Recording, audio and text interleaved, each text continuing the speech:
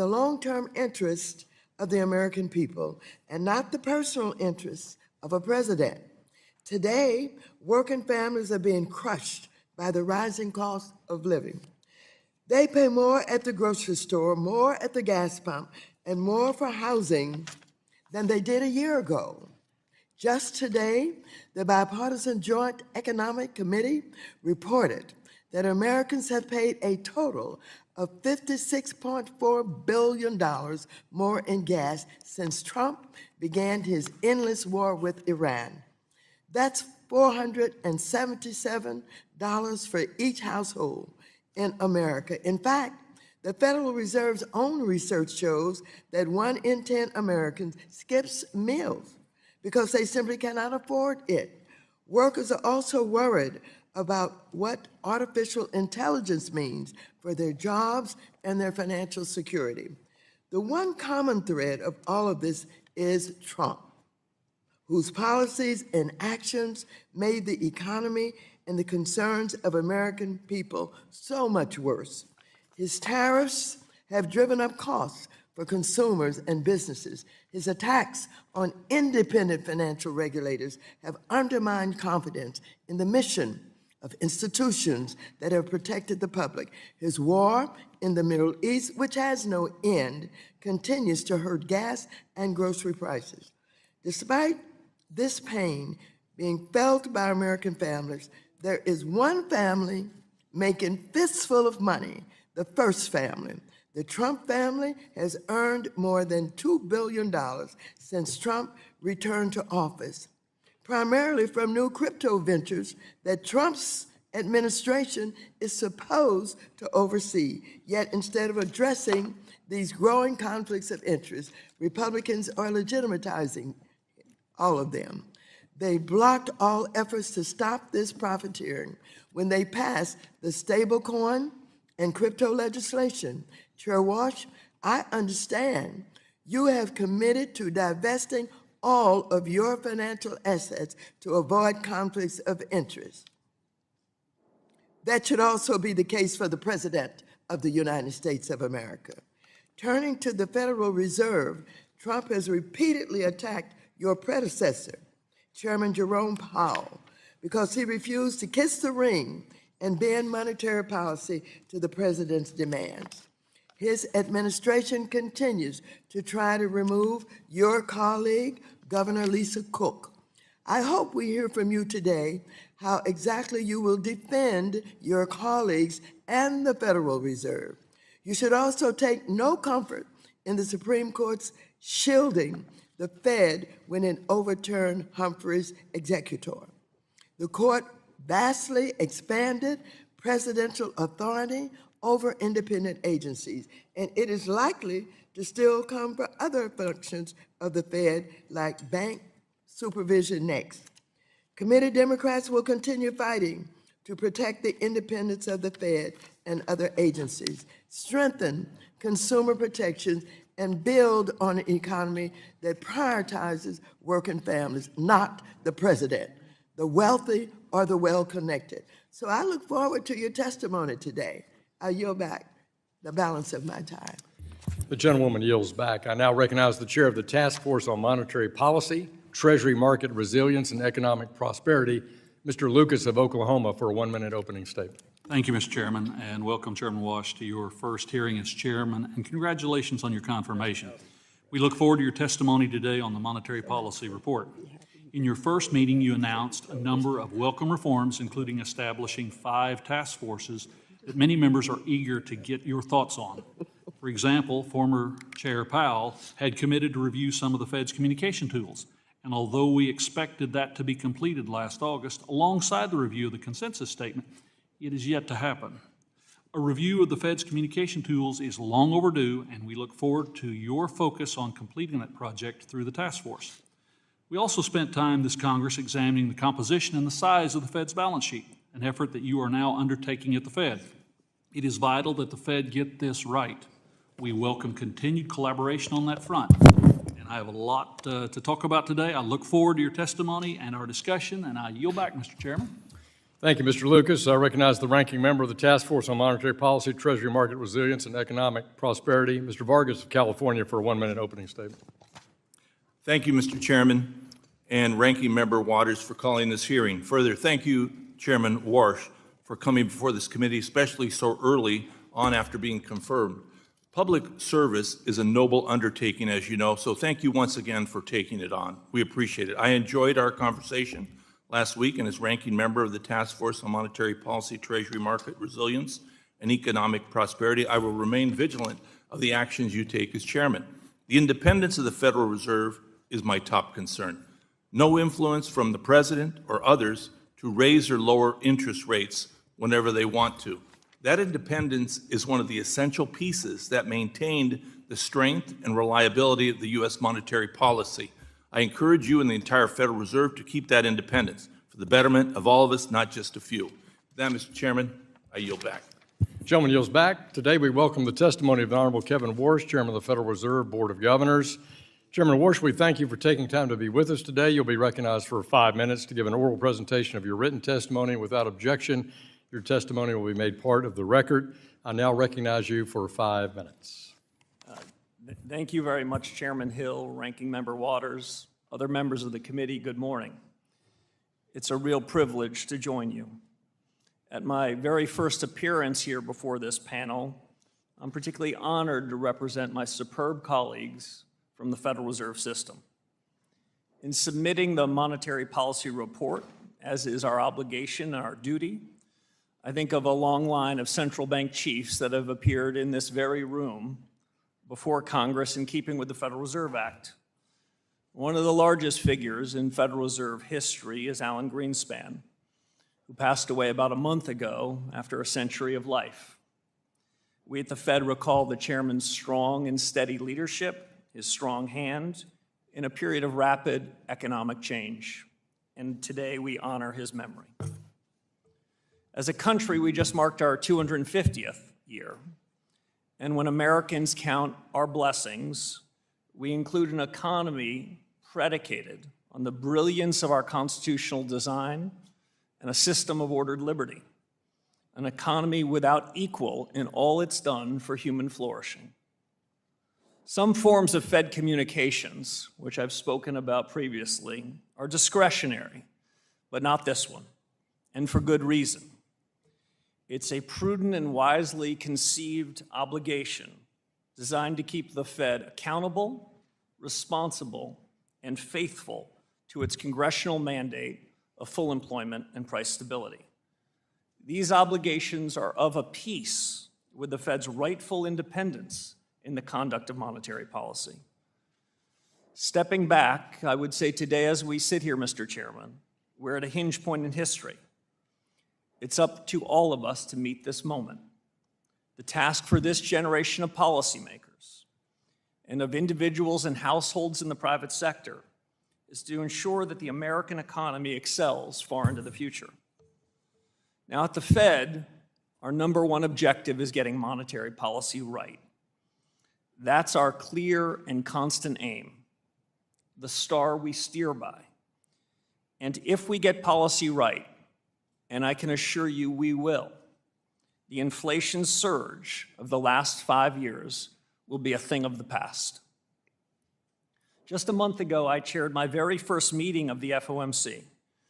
My colleagues and I recognize that high inflation has been an undue burden on American households and businesses. And while monthly price volatilities and variations are inevitable, especially in an unsettled world, underlying inflation over longer time horizons is determined largely by monetary policy. As the chairman said at the outset, inflation's a choice. The members of our committee have no tolerance for persistently elevated inflation, and we share a resolute commitment to ensure price stability. This was the focus of our June meeting, at which we decided to hold the target range in the Fed funds rate at 3.5 to 3.75%. Now, naturally, our work at the Fed demands a proper reading on economic conditions. As you see in our report, economic activity grew at a solid pace. showing remarkable resilience in the face of recent developments. Household consumption, moderate. Manufacturing output, it moved up steadily this past year. The housing sector, however, gives a somewhat different picture and continues to lag. I want to highlight the most striking feature of this economy right now, and it's business investment.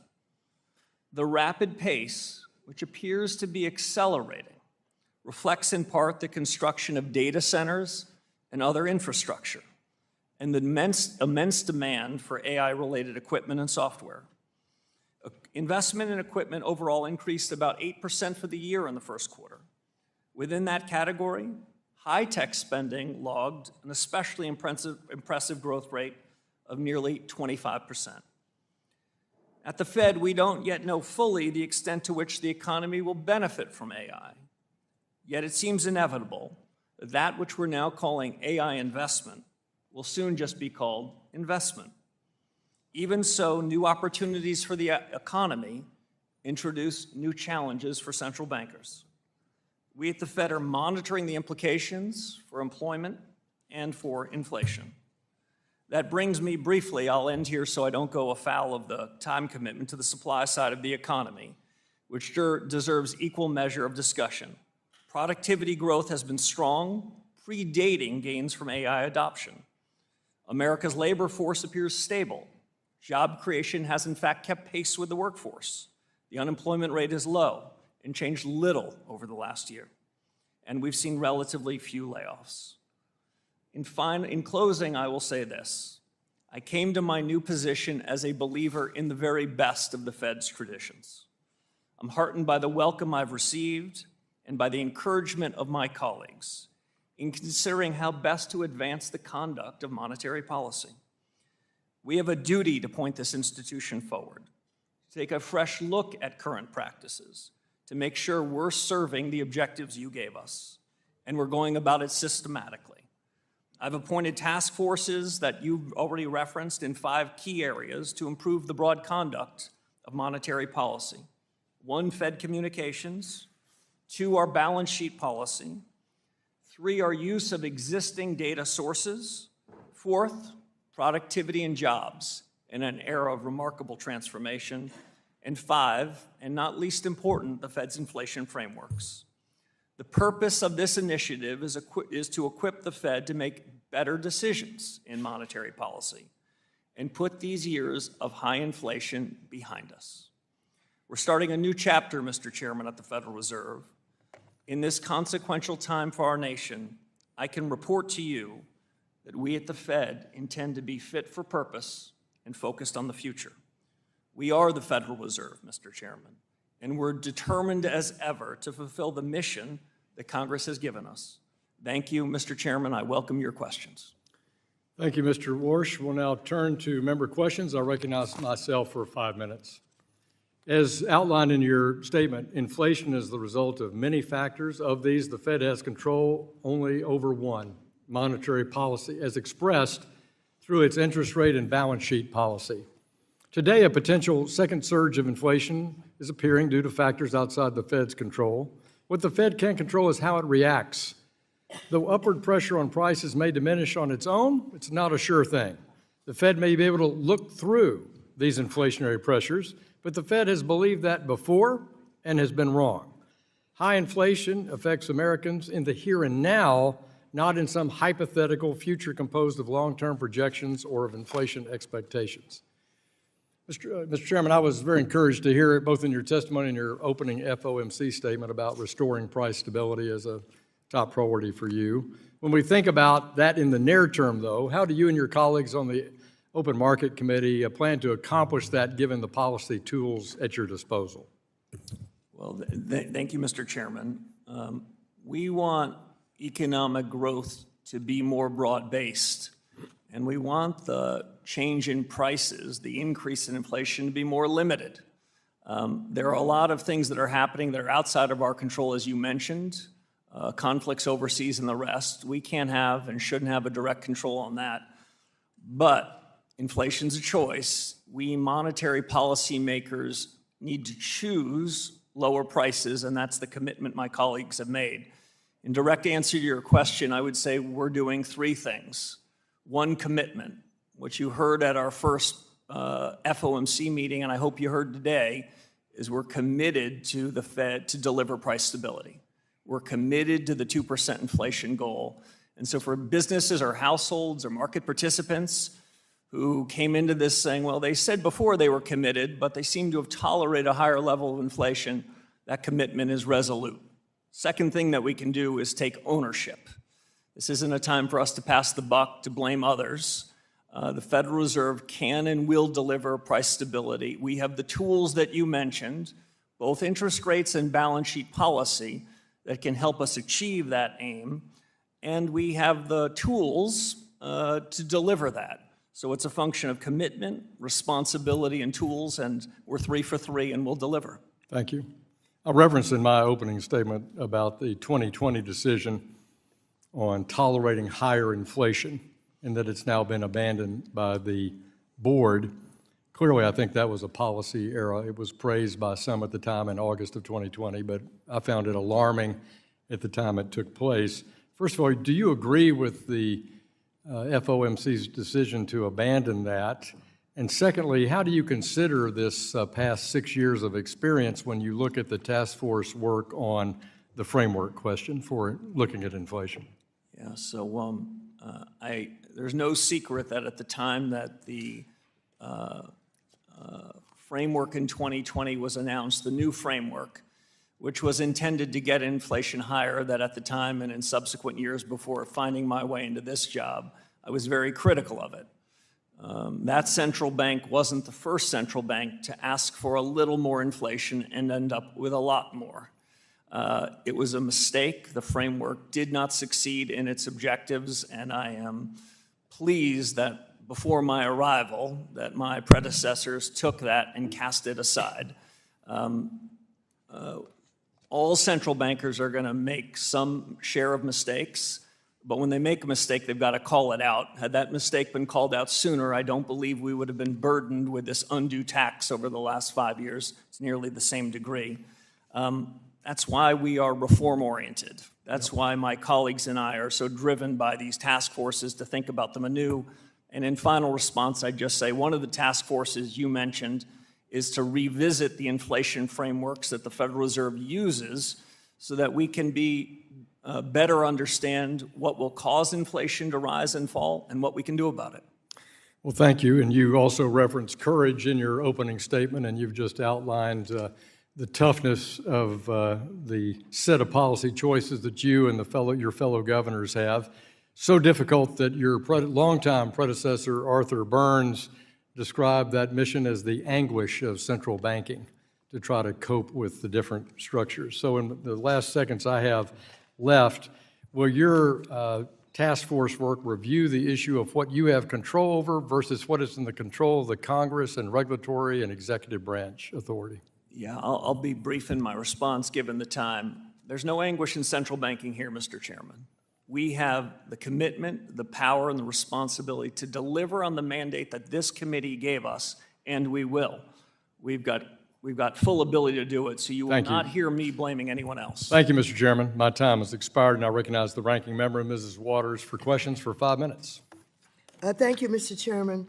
Chair Walsh, Section 10 of the Federal Reserve Act states, and I quote, "No member of the Board of Governors of the Federal Reserve System shall be an officer or director of any bank, banking institution, trust company, or Federal Reserve Bank, or hold stock in any bank, banking institution, or trust company," quote unquote. This prohibition ensures there's no conflict of interest arising from your role in making decisions as a regulator that could lead to your personal profit. Yes or no? Do you think that's a sensible prohibition?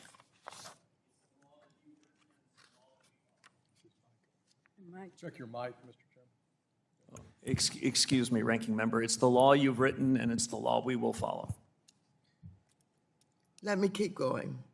Vice Chair Baumann and FDIC Chair Hill testified last year that this prohibition is good public policy as it ensures that bank regulators serve the public's best interest and not their own. Now, unfortunately, President Trump undermined the independence of financial regulators, mandating the White House must now review and approve regulatory rules put forward by banking regulators, including the Fed, except when it comes to monetary policy.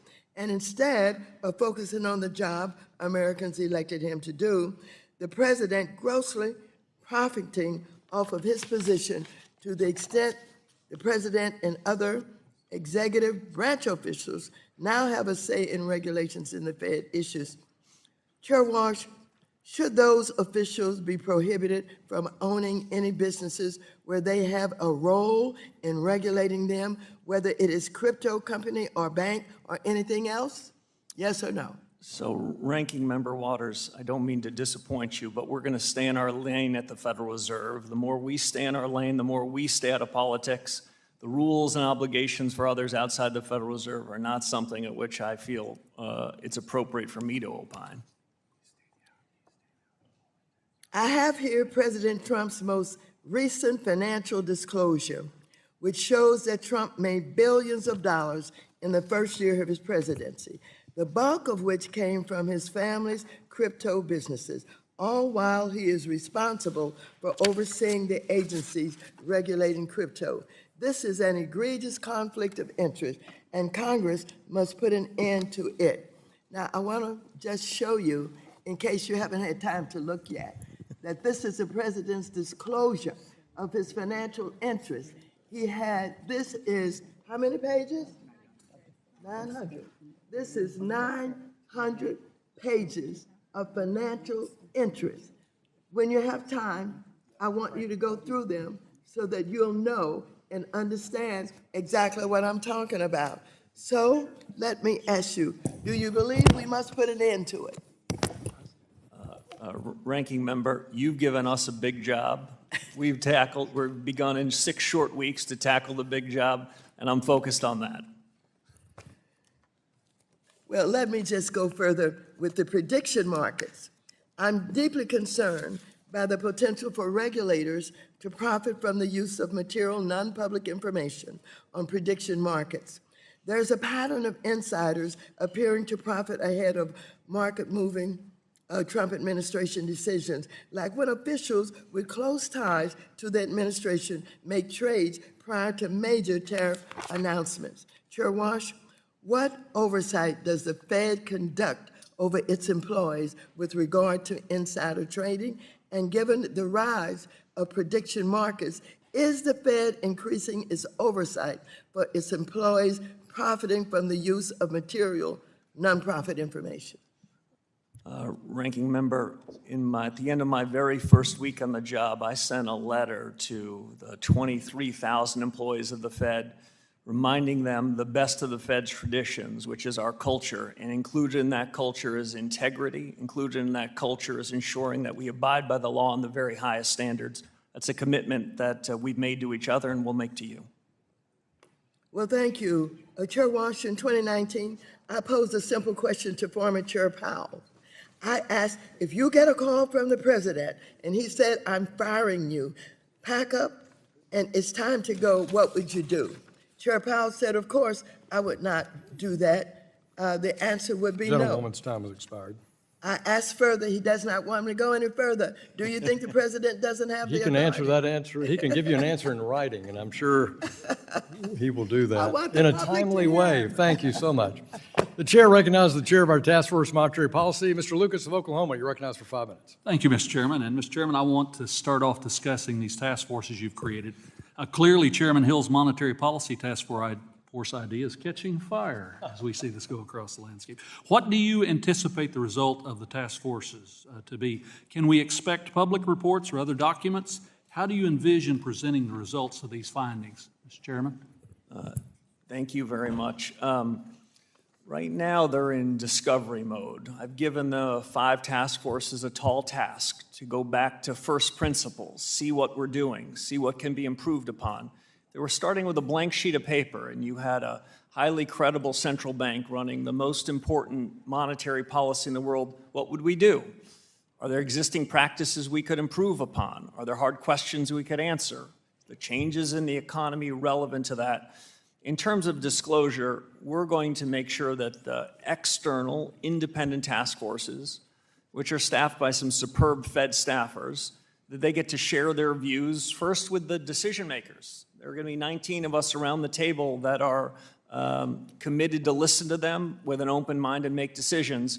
But there's going to be nothing held in secret here. This is a public discussion on these 5, and I'm happy to share the results and the thinking periodically between now and the end of the year, at which point I hope we've got some real conclusions. Of course, the committee task force is very sensitive on this thing. Let's move to the communications and balance sheet.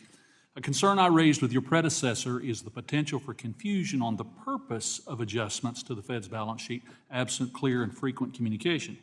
For example, the trading desk announced yesterday it's continuing the $10 billion in bill purchases this period, presumably to maintain ample reserves. I understand not wanting to preempt the work of the communications task force, but can you share your thoughts on balance sheet policy communication? Will you make it clear to the markets when shrinking the balance sheet is intended to tighten monetary policy rather than a deregulatory effort to avoid market distortions? Yeah. You raise a couple of very good points. First, that some of the boundaries of these task forces will overlap. In some sense, each of the task forces are charged with obligations that are ultimately the FOMC and the Board of Governors. So the Communications Task Force and the Balance Sheet Task Force, there might be some overlap in their work. But let me cut to the chase. The balance sheet policies since the global financial crisis when I last served, the balance sheet regime has changed quite significantly. The size and duration of assets the Fed's holding have changed massively. They changed first in a period of crisis. That was the design of this new balance sheet policy. I don't want to prejudge decisions that this task force makes, but it's no secret of my long-held views, and I'll just state them 3 ways. One is the balance sheet is part of monetary policy. Monetary policy is made both through interest rates and through the balance sheet policies. The balance sheet isn't merely about plumbing. So that's point 1. Second, I want to assure you that if there were a change in balance sheet policy, that we would preview it, explain it, debate it, and no changes in balance sheet policy would happen without good advance notice to the likes of this committee and broadly financial markets. And 3, as we think about balance sheet policy, we at the Federal Reserve have to do, I think, a strong and compelling job to stay clear of fiscal policy. We want to be out of the fiscal policy business, which is between you and the Treasury Secretary and the President, and focus on monetary policy. Those are among the big questions I've asked this group of 3 distinguished leaders to take on, and I look forward to hearing what they have to say about it. The composition of Treasury purchases continues to trend towards more price-sensitive market participants. The MPR details this trend along with the strong demand and increased liquidity, though we know from experience conditions can worsen quickly in the crisis. How are you thinking about financial stability and the threat of fiscal dominance as Congress fails to get spending under control while the demand for our debt, including the Federal Reserve, continues to change? So it's an excellent question. As we sit here today, the average duration, that is the average outstanding stock of assets that are held by the Fed and U.S. Treasuries is about 6.5 years. The Treasuries that held in the market are about 4.5 years.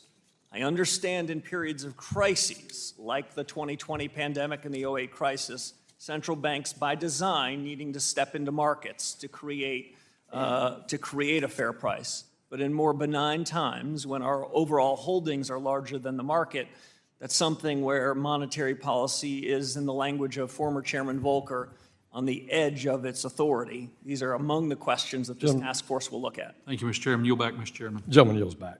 Chair recognizes the ranking member of the House Small Business Committee, Ms. Velasquez of New York, for 5 minutes. Right here. Welcome to the committee. I would like to start with a straightforward, simple question. Do you work for Donald Trump? Yes or no? If I'm permitted to say, we're an independent central bank. We're honored to be independent. Our independence came from you. Okay, that's enough. Thank you. What steps would you take if the president or others in the administration target you or your fellow governors because he doesn't like how many of them are voting on interest rate policy? So it's not my intuition to engage in hypotheticals, but I'll tell you this. The Supreme Court said... That's an easy way out. The Supreme Court said that the Federal Reserve and the conduct of monetary policy is independent. To the extent there were questions about it, the courts answered those questions. So what would you do?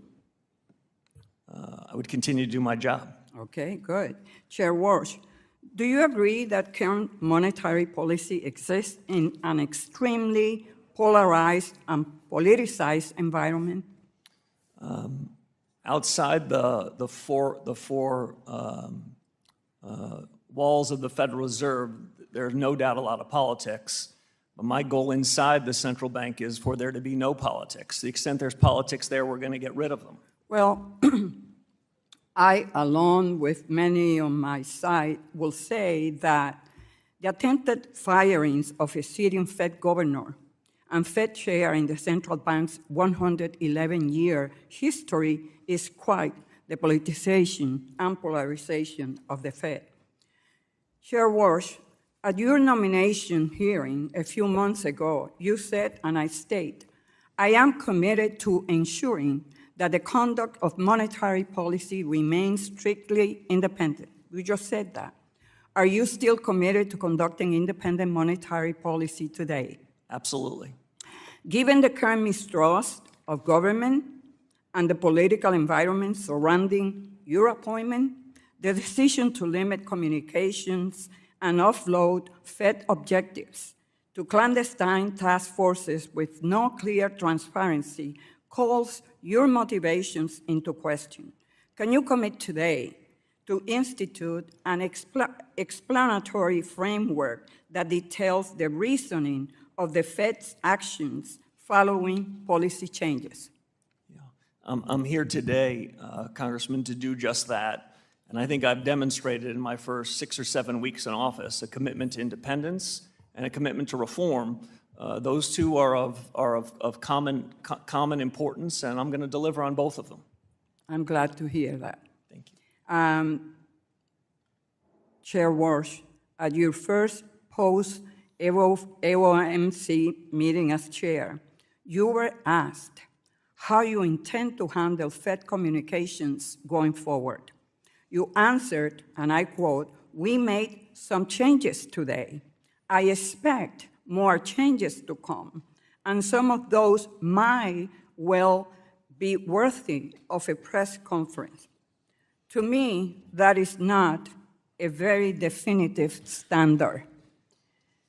Can you commit today to creating a fixed public standard for which FOMC decisions and procedural changes trigger a press conference rather than deciding case by case which ones might be worth it? Yes or no? So if I can be a slightly longer than yes or no, the last 63 months, maybe 64 months of high inflation above the Fed's objective suggests that it is immediately important to think about reforms, including in communications, and that's what we're going to do. I don't expect any of the change in communications to be about hiding the ball. The purpose of a change in communications is to do one thing right, which is to get monetary policy right. I hear you, but are you instituting any standards that will qualify for a press conference as a worth news for the public and hear us in Congress? So in a word, yes, and we have a task force that's going to help us think about how to do that and do a better job of getting policy right and making sure that you know what we're doing and why. Can you give me a single objective or criteria right now on how you will determine whether or not a change at the Fed is significant enough for you to hold a press conference on it? Mr. Chairman, I'd invite you to answer that question in writing, please, for the gentlewoman from New York. Chair recognizes the gentleman from Texas. Mr. Sessions, you're recognized for 5 minutes. Mr. Chairman, thank you very much. Chairman, welcome. We're delighted that you're here. This is your first time here, but you'll get used to coming back. You'll be here twice a year, so your report to Congress is important, and we do count on the factual nature of that. I'd like to refer, if I can, to 3 questions and allow you to speak instead of myself most of the time. Number 1, housing interest rates, that would be on page 21 and 37. Then understanding better the agricultural stability of that marketplace. I represent a hugely agricultural district. And second, or lastly, the labor market outlook, that's page 16. I'll let the gentleman please move forward, and I'll prompt you now on the first one, housing interest rates. You would please talk to us, your view of that. It's higher than what I want, but you're the person that's in the seat today. So as I mentioned in my opening statement, prepared remarks, the economy is solid. Financial markets look like they're in very good condition. But when we look at housing markets, the story is much more uneven. 30-year fixed-rate mortgages, which is really the relevance of much of this discussion to a lot of hardworking Americans, it's higher than it's been, and in part, that's because of inflation that has been above the Fed's objectives. Okay, and looking forward? So we have... Your goal, what can we look at you and say, what is our new chairman going to do about that? So he's going to deliver price stability with his colleagues at the FOMC. And what we can do in making sure that people are confident that the change in prices is at such a level they don't have to think about it and they don't have to talk about it. That is consistent with long-term Treasury yields being lower, and that's also consistent with mortgages being more affordable. Well, I agree with that, and I'll look forward to that. Agricultural outlook, as you know, farmers, the farm economy is going through some changes. Your viewpoint on that? Yeah. As you know, the Fed does not target particular sectors, but that doesn't mean these sectors aren't incredibly important. The housing economy matters to the economy, the overall economy, and so does the ag economy. It's the breadth and diversity of the U.S. economy that gives it its strength. It's the dynamism of what's happening in each of these sectors, including in agriculture, that gives us great comfort that economic growth can be materially higher than it is.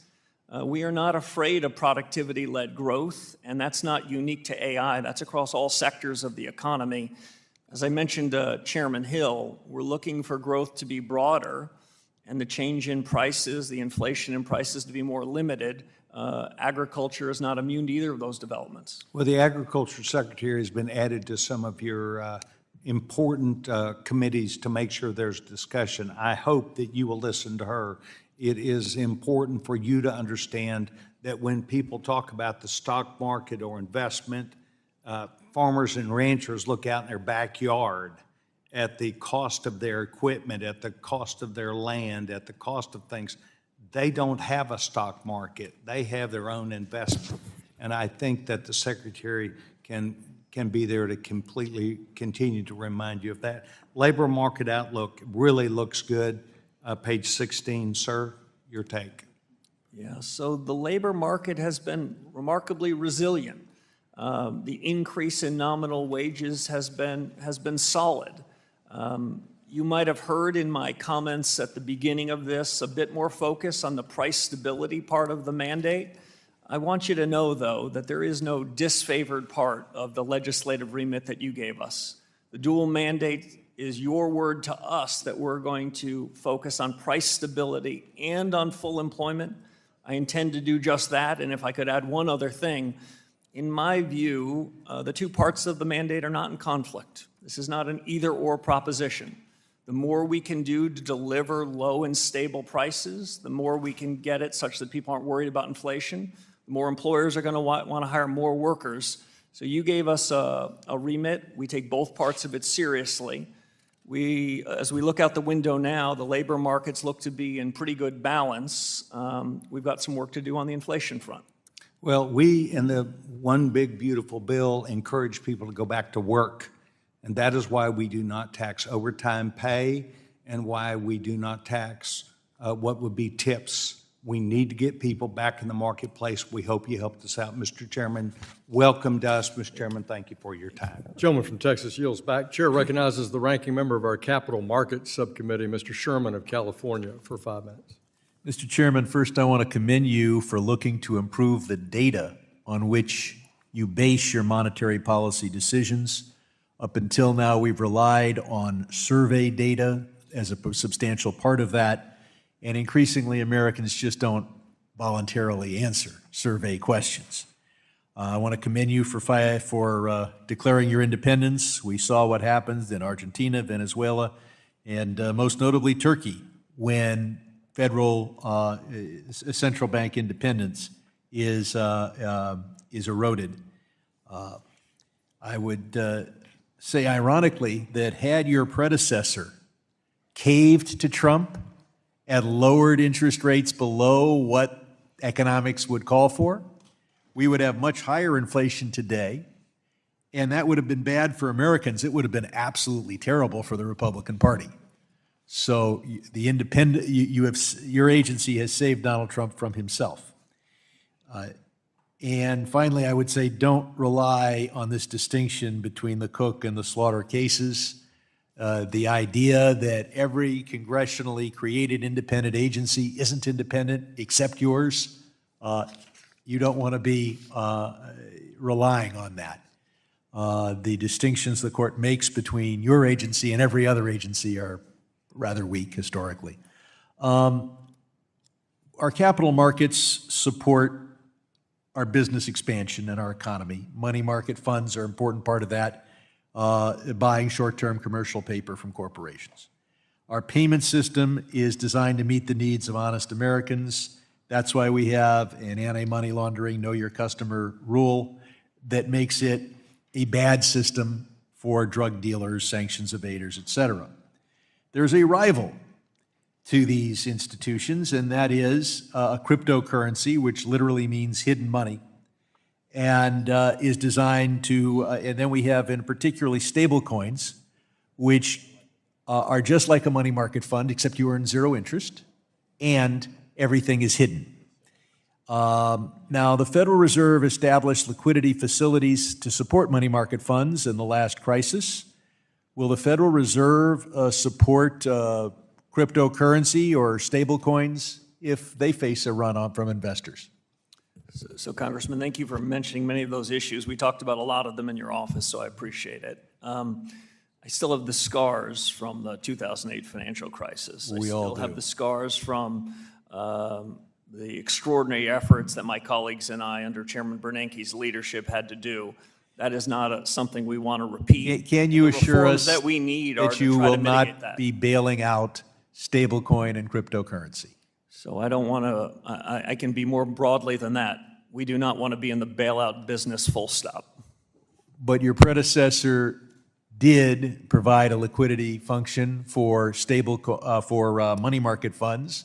If, God forbid, we faced a similar circumstance in the crypto world, would you bail them out? So I want to be very clear. We're going to do everything we can to mitigate those sorts of extraordinary risks. If and when they were to come in the next 4 years, we want to be in a position we're not bailing out anybody, including crypto.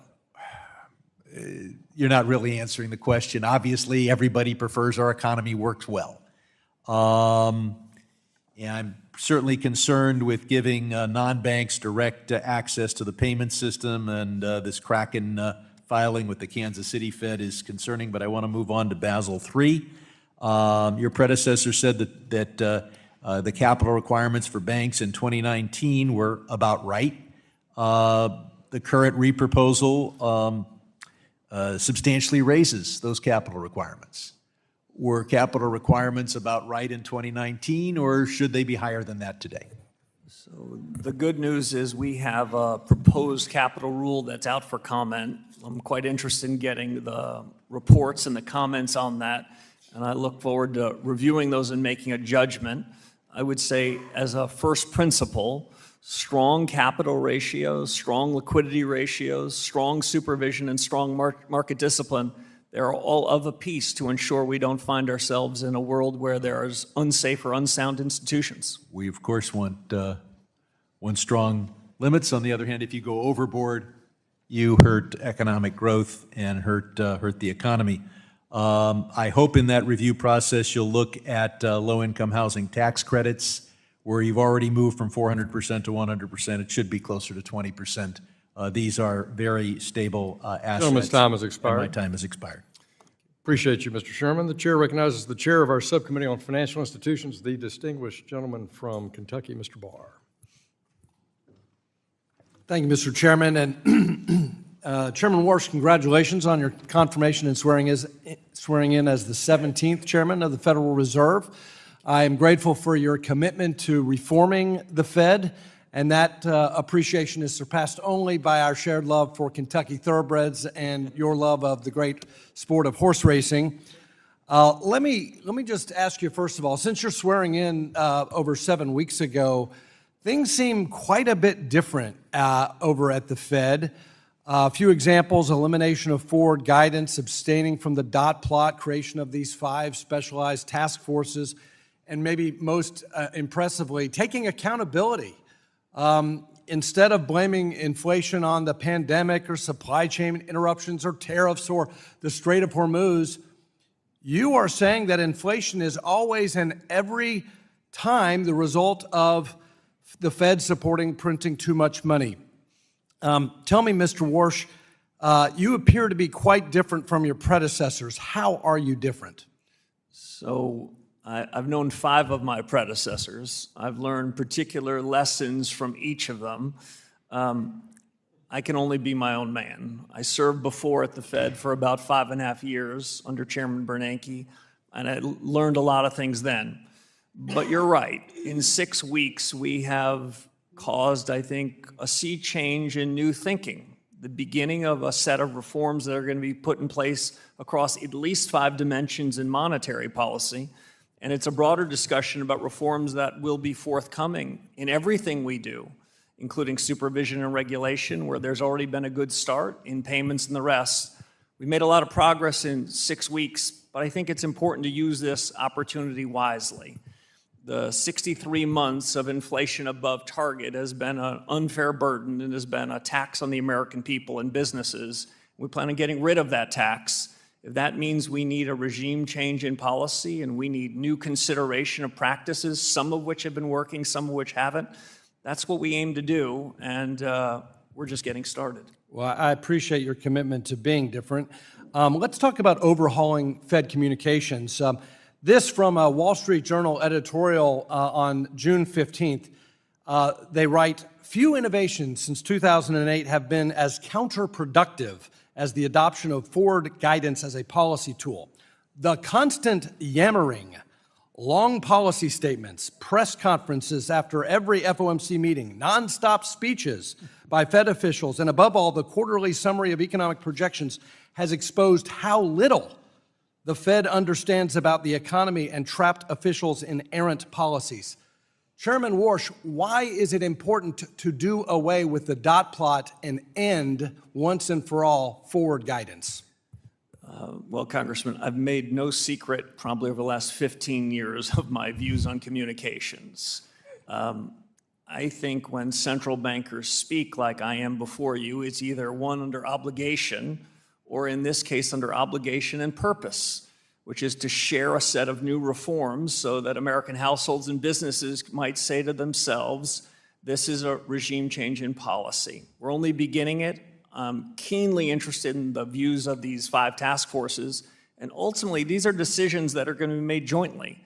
The best of the Fed's traditions are to work collegially, and I've really been quite impressed how open-minded my colleagues have been to take it up, specifically in communications. If we were to share with you our every passing thought, I worry not that there's anything wrong with us, but we're human.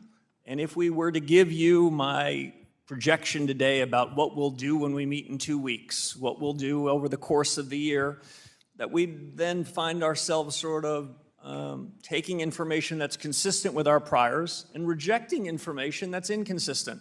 It's not the way we want to do things. We want to get policy right, And I think being somewhat more circumspect in our communications, at least for me, is a better way of calling balls and strikes. Finally, thanks for your commitment on dealing with this mission creep. In recent years, the Fed has concerned itself with matters outside of its dual mandate, including diversity, equity, inclusion, climate change, and the like. That's why the Fed's joining the network of the greening of the financial system distracted the Fed from the very important job of price stability. How will you keep the Fed from rejoining the network for the greening of the financial system or veering into these peripheral and distracting matters that go beyond the statutory remit of the Fed? By being very clear of our obligations. You told us that our job is full employment and price stability. You gave us plenty of other hard work to do. We'll have a series of reforms outside of monetary policy. Our plate is full. We will not be wandering into other areas, I can assure you, Congressman. Thank you. I yield back. The gentleman from New York, the ranking member of the House Foreign Affairs Committee, Mr. Meeks, you're recognized for 5 minutes. Thank you, Mr. Chairman. And congratulations, Mr. Chairman. Let me just jump into this, because in your testimony, you talked about the Federal Reserve's, and I quote, rightful independence in the conduct of monetary policy, which is good. Now, as the Chairman Hill has indicated, I also do some foreign affairs work.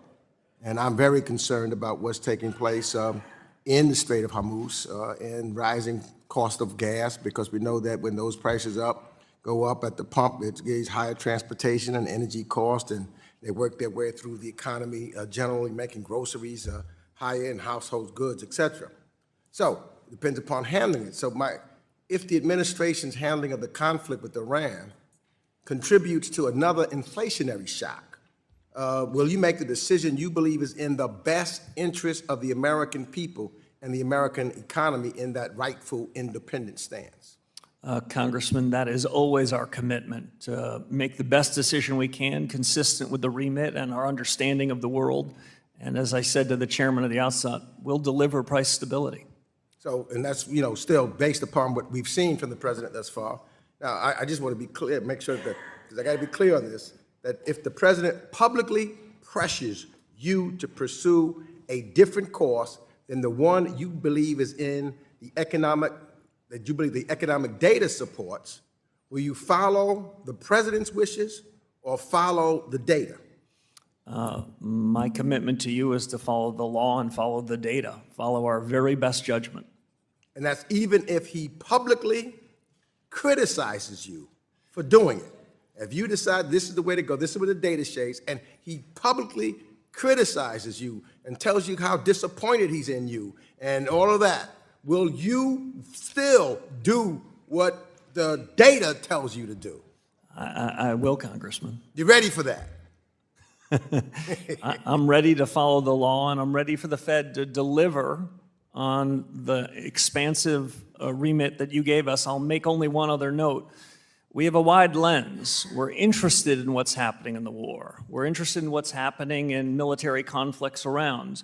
We have to take that all in, but then we have to shut the door and make our very best decision. That's what we're going to do in a couple of weeks, and that's what we'll do in the remainder of my tenure. Thank you. So now I want you to know that I support innovation, but I also believe that the Federal Reserve has a responsibility to protect the integrity of our payment system from political pressure and short-term enthusiasm. And I believe that the administration has made expanding access to fintech and digital asset firms a clear priority of his, but the Federal Reserve has long evaluated access to its payment infrastructure based on safety and soundness, operational resilience, and effective risk management, and the stability of the financial system.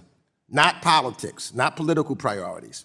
So, can you, and what I should say this also, because what I'm concerned about is that there are firms that's connected to our nation's payment infrastructure that must have robust cybersecurity, fraud prevention, compliance, and operational controls, because failures can undermine public confidence in the financial system and leave consumers exposed to significant harm. So, my question is, can you commit that decisions about access to the Federal Reserve's payment rails will remain grounded solely in the Fed's independent assessment of systemic risk, safety, and soundness, and not political direction? We're going to keep politics out of the Fed. We're going to stay focused on the responsibilities you've given us. And I think you highlight something very important. This new technology revolution, which is hitting the Federal Reserve and the economy, provides huge opportunities. The United States can lead in payments. Our economy can be the strongest in the world and improve its growth rate, but it's not without risks, and we at the Fed are going to strike the right balance between the challenges and the opportunities in payments and more broadly. Let me just ask this, I got 28 seconds, but what objective standards must any firm satisfy before you conclude that the benefits of innovation outweigh the risks to consumers and the broader financial system? I like the way you think. A benefit cost test is a good test for economists like us, and if the benefits exceed the cost, then that's the kind of policy, procedure, and objective we want to pursue. Thank you. Thank you, Congressman. Gentleman yields back. The chair recognizes the chair of our Capital Markets Subcommittee, Ann Wagner of Missouri. You're recognized for 5 minutes. Hi, thank you, Mr. Chairman, and welcome, Chairman Warsh, and congratulations to you. My work on the Capital Markets Subcommittee as chairman has been focused on giving the American people and our small businesses more options and access to our markets, giving the everyday investor and the local employer better opportunities to grow their financial future and kind of on their own terms, I'd say.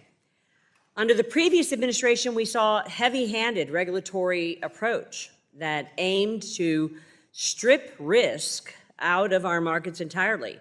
And time after time, the Biden-Harris administration pushed policies that limited financial freedom and stifled growth. Our capital markets are, as we all know, the envy of the world, and that is because we allow Americans to weigh risk and reward for themselves and make the financial decisions that are best for them and their families. Chairman Warsh, at a high level, how do you view the Fed's role relative to the financial system, both as a central bank and as a bank regulator? And I guess what I mean is, should the Fed try to engineer all risk out of our economic system, or should it act as a prudent observer that only intervenes when truly necessary? Congressman, it's a leading question, which I can answer with we need to strike the right balance. We are not trying to take risks out of markets in normal times. The economic growth that I mentioned to your colleague just a moment ago comes about because of a certain dynamism in our financial markets, which comes from a dynamism in the real economy.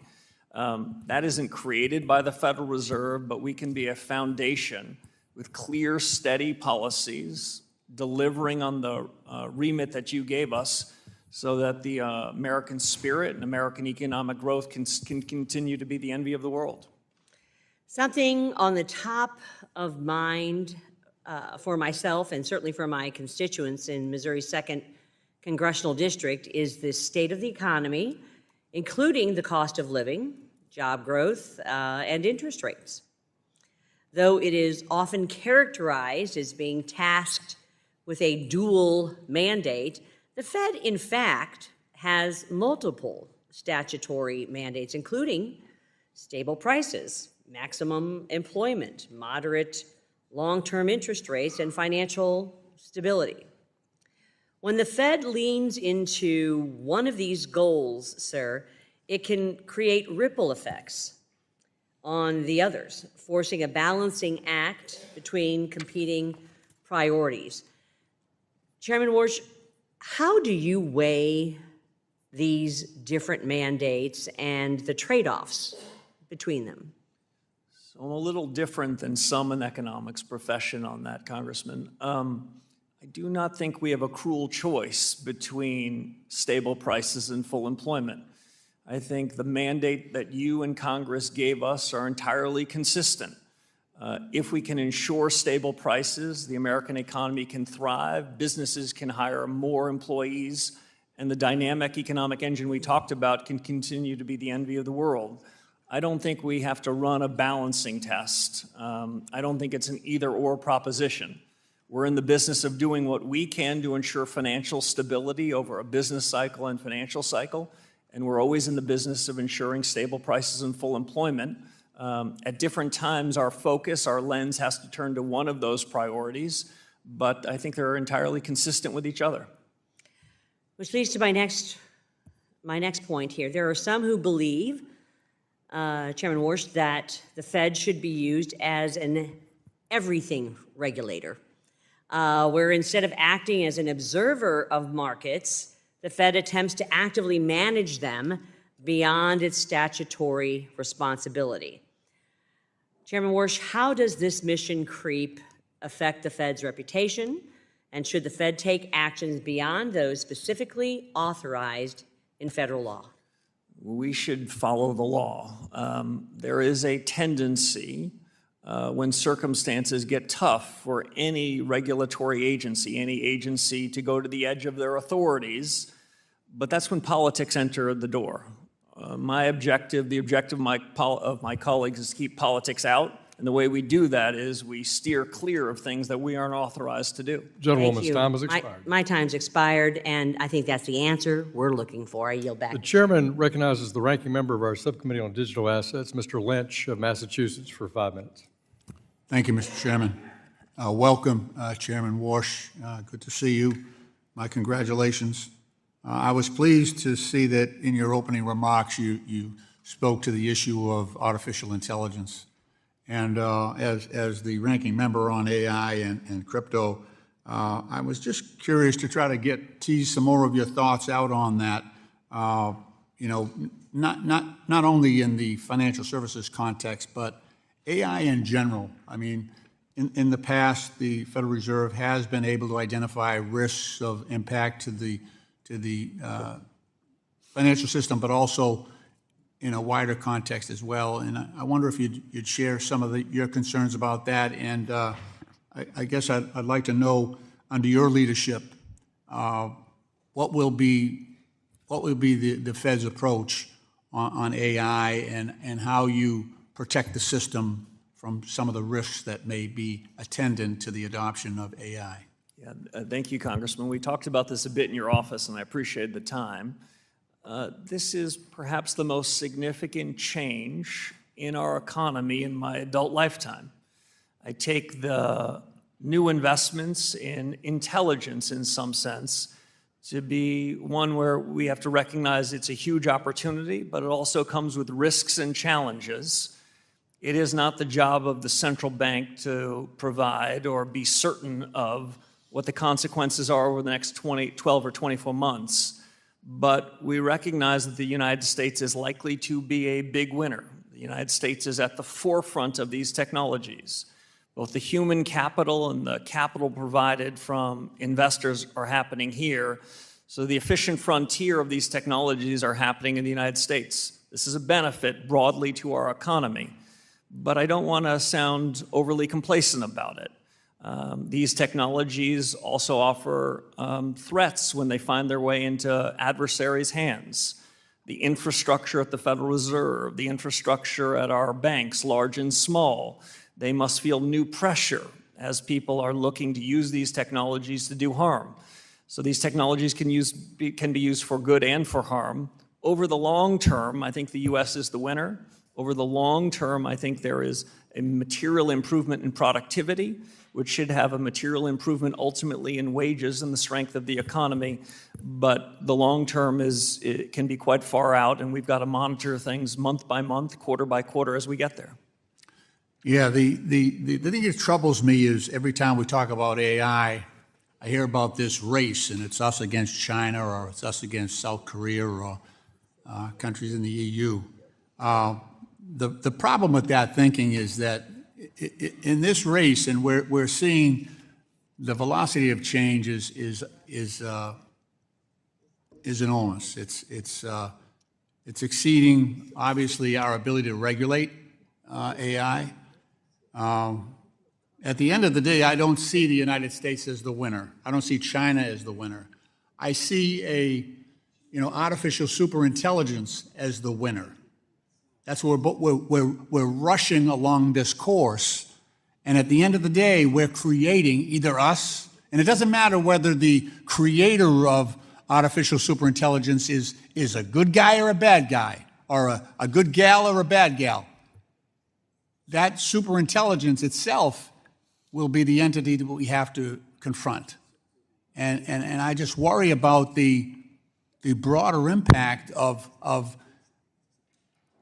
what's going on right now. There's tremendous resources, as you know, being poured into AI. I just hope that the course of regulation does not meet the same fate that the regulation of crypto did, where the crypto industry spent close to $250 million up here on Capitol Hill, and they got the bill they wanted. If that happens with AI, we are in serious existential trouble, not only in this country, but in this world. And I do believe that the Fed, in your position, has influence, has the ability to seek out those dangers that others may not identify. And I just ask you to please consider your role and the resources that you have, that maybe you can put a task force together to look at the broader implications of the adoption of AI. They can't even show us, they can't even explain some of the things that they're using right now. The explainability gap is enormous, but I welcome you. I wish you the best. I really do. I wish you the best for all of us. Gentleman's time has expired. I yield back. Chair recognizes the gentleman from Georgia, the Vice Chairman of our Financial Institutions Subcommittee. Mr. Loudermilk, you're recognized for 5 minutes. Thank you, Mr. Chairman. And Chairman Warsh, welcome. Thank you for being here, and Godspeed with the position you now have, and we wish you the best of luck. Thank you. First, I want to talk about Operation Choke Point. As you are fully aware, Operation Choke Point 2.0 involved partisan actors at the Fed using, quote, reputation risk as a means to target and debank firms and individuals in the digital asset ecosystem. The energy industry and really anyone that partisan actors at the Fed believed unworthy of a bank account or loan. This was especially egregious given the fact that the Fed does not have a statutory authority from Congress to supervise for reputation risk. While I'm happy that reputation risk has been wiped from the Fed's guidance to examiners, can you please tell us what steps the Fed can take to durably ensure that statutory silence is never again abused by partisan actors to attempt through the Fed what they cannot make through law in Congress, and also what actions that you may be taking? So thank you, Congressman. Reputational risk has been removed from the dashboard that supervisors and regulators will have anything to do with. My view is that being a good supervisor and regulator is tough business, and we don't need to make it harder by bringing politics into it. Vice Chair Bowman has begun a series of reforms before I arrived in this, and I think you're going to find in the coming quarters and years we're going to continue to reform and refine our regulatory system so that we can have a safer and sounder financial system, and I'll add a more competitive one too. All right, thank you for that, and we appreciate your work in that area. The Fed currently holds a considerable share of federal debt and has for almost 2 decades now. With a ready buyer and low interest rates, it's not surprising that Congress has been incentivized to run up large and growing deficits over the same time frame. You've spoken before about the Fed's role here and the threat of monetary dominance and fiscal dominance. How can the Fed get out of the business of underwriting Congress's fiscal irresponsibility? One thing we can do is think hard about when we're going to be buying debt from the Treasury. This might not sound like perfect virtue, but when we have a crisis like in 2008 and 2020, my view is you created the central bank to take extraordinary actions. In more normal times, in a more normal business and financial cycle, fiscal policy needs to be a decision that you make with the administration. Fed should have nothing to do with it. I've set up a task force to focus on the balance sheet, to ask the question, first, what's the effect of the balance sheet on the conduct of monetary policy and ultimately inflation? Second, what are the pros and cons of different regimes I'm not of the mistaken view we can go back to where we were when I arrived at the Fed in 2006, but I think there are several other sustainable equilibrium we can achieve. And the third question is equally important. It took us nearly 18 years to find our way into this balance sheet. We're holding a lot of long-term Treasury debt, long-term mortgage-backed securities. We won't be able to make changes overnight. Any changes that we make would be well deliberated, would be public, would be understood, and there'd be quite a bit of time before any of that was operationalized. I look forward to the recommendations of the task force, and I look forward to hearing from my colleagues around the FOMC as we contemplate alternatives. Well, thank you for that. And what are your greatest concerns with regard to the threat of monetary dominance? Yeah, so you have a different job than we do. The independence that many of your colleagues have spoke about this morning is a political and economic decision to give us the pen on interest rates, to let us be the deciders of monetary policy. I've always taken that as part of a bargain. You're giving us independence in that, and my judgment is we should be staying out of fiscal policy. We shouldn't be weighing in, no matter how tempting it might be, either directly by buying assets that have some flavor of fiscal policy, or by opining on subjects that really isn't our business. We're going to try to stick in our lane at the Federal Reserve. We've been good at that for the last 6 weeks, but there's always a temptation to wander in other areas. I'm going to try to be reserved in my comments on fiscal policy with you and your colleagues. That's your job, it's not mine. Well, thank you for those answers. They're very thorough and very refreshing to hear. And with that, Mr. Chairman, I yield back. Gentleman yields back. Chair recognizes the gentleman from Houston, Texas, Mr. Green, who is a ranking member of our subcommittee on oversight and investigations. Mr. Green. Over here, Mr. Chairman. Thank you. Thank you, Mr. Chairman. I thank the ranking member as well.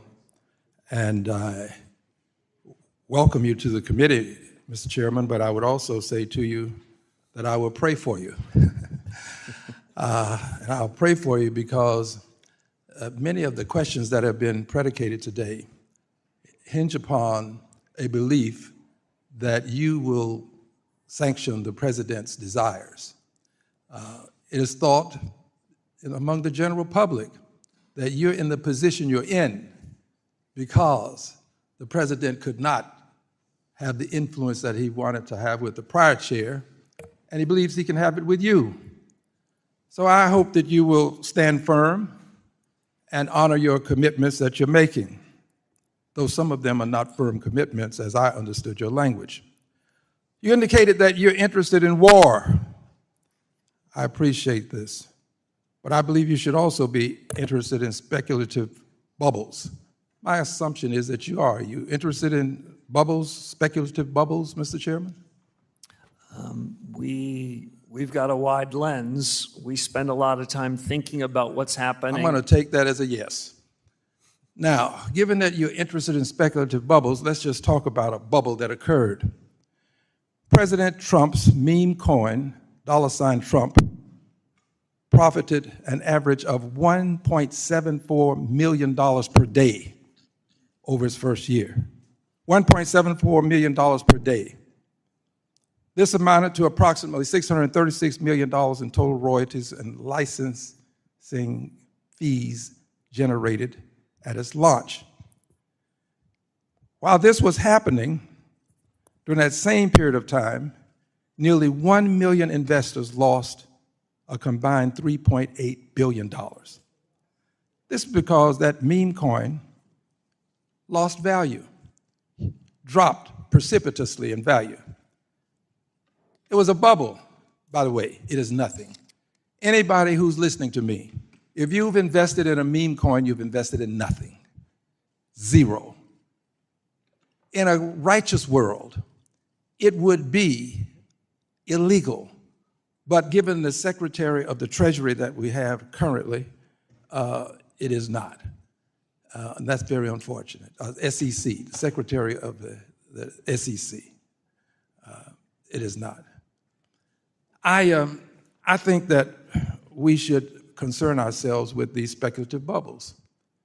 And whether you like it or not, you have to concern yourself with it, because when you lower interest rates, you lower the rates such that there's more capital available for people to use for speculative reasons. So you have to be concerned about it whether you want to or not, because you don't want to see a speculative bubble. Can I have your assurance that you will be concerned about these speculative bubbles, Mr. Chairman? So, Congressman, we want a resilient, strong, safe financial system, and we are looking at financial markets and we're looking at the real economy to make sure we deliver on what we can. Some of these other subjects are really more in your purview and responsibility than They're in my mine. purview, excuse me for interrupting, but I have to. They're in my purview, but only because I choose to have them in my purview and I make an issue of them. I have to vote on them. But they're in your purview too, because you decide whether the rates go up or down. And if you lower them, then people can engage in these speculative bubbles, such as the Trump meme coin, and they can lose a lot of money, losing billions of dollars while the president makes millions on a daily basis. This is the epitome of ridiculosity. At some point, we all have to take a stand, Mr. Chairman. This is going to be your opportunity. You're going to have to take a stand at some point, because this president is interested in making money. He puts money ahead of the people of this country. The people of the United States of America are secondary when it comes to the president. They may even be tertiary or quaternary, but they're not first.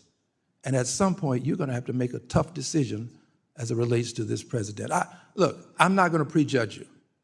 I'm going to assume that given your statements and the latitude that the Supreme Court has given you, that you'll make the right decision. But you're going to have to be concerned about a speculative bubble, especially as it relates to crypto. This is something that we'll all have to address. I thank you very much. Gentleman yields back. Chair recognizes the Vice Chairman of our full committee, Mr. Heisinger of Michigan, for 5 minutes. Thank you, Mr. Chairman, and Chairman Warsh, congratulations. I join many of my colleagues in seeing you there as a very positive thing. In late 2021 and 2022, as has been referenced by a few others, the Fed had recognized inflation was not transitory. I'm reminded of actually a hearing we had where we had then Secretary Yellen, former Fed Chair Yellen, sitting next to the then current Fed Chairman. And when I brought up the question about whether it was transitory, they did not have the same answer. And it was interesting seeing how that lag, and it sort of played into the fear that many of us had that there had been more to this foot dragging coming out of the Biden administration. The quick question is, while the appropriate speed of a response depends on what is driving inflation, I think you would certainly agree. I'm curious your view of how the Fed should make that judgment and act quickly once it does, because I think, as has been pointed out, there was a lag. So, Congressman, I appreciate the question. We only look to the past for lessons learned. We're not trying to relitigate the decisions that are made of our predecessors, but the reforms that I've already announced in communications, the task forces that have been established, are an attempt to make the conduct of monetary policy better, swifter, more sound, so we can deliver price stability. Our number one objective is to get policy right, and my judgment, as I said to one of your colleagues before, is that demands an open mind. That means not pre-committing to decisions before we take it up inside the four walls of the Federal Reserve. And so you'll hear from me a lot less forward guidance and a lot of listening. Generally, as a practice, what we're going to try to do, especially at the beginning, is deeper, more serious discussions among us, fewer pronouncements.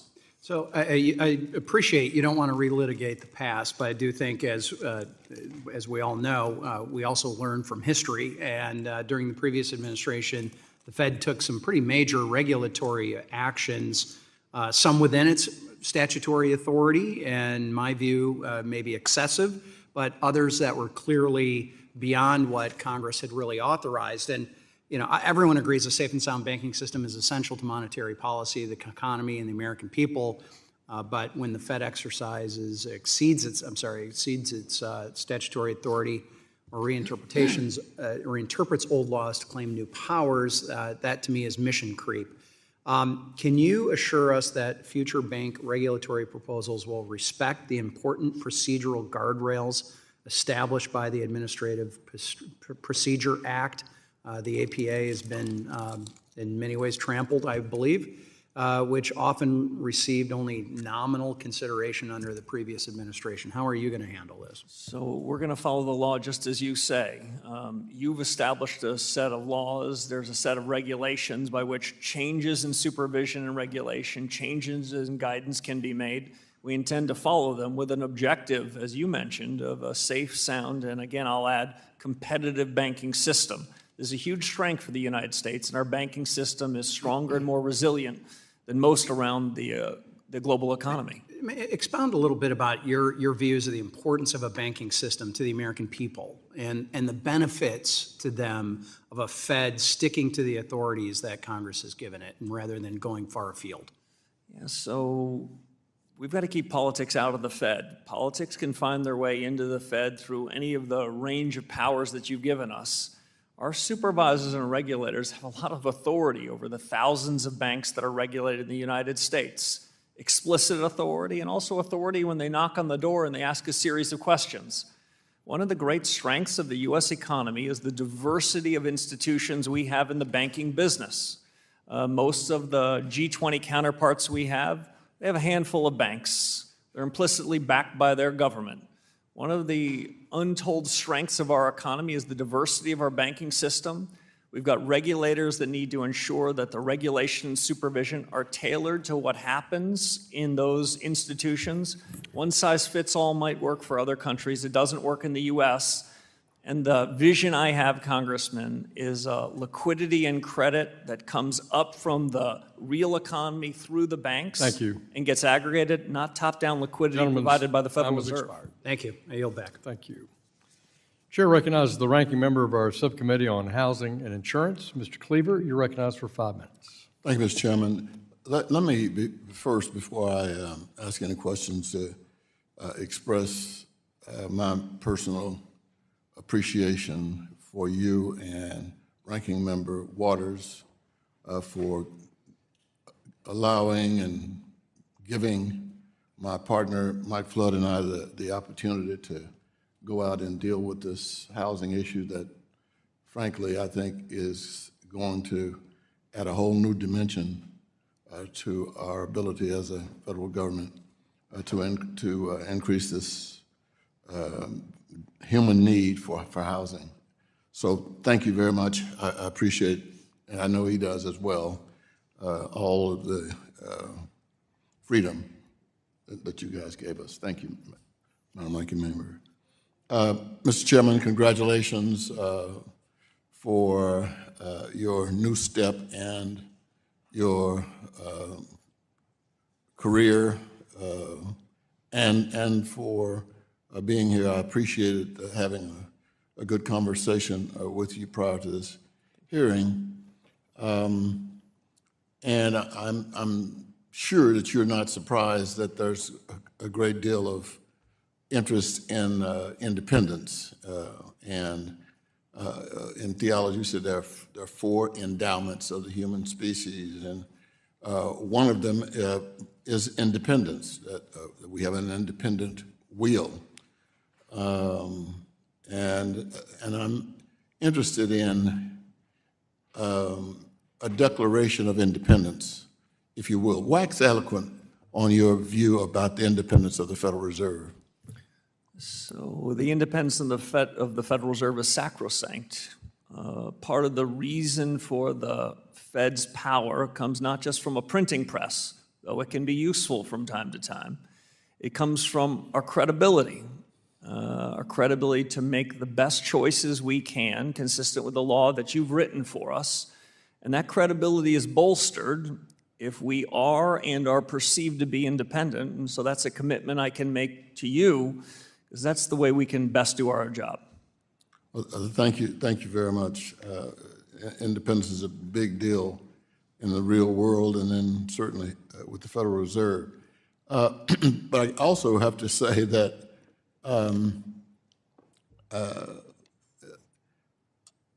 you know, there is a terror of the unknown, part of who we are.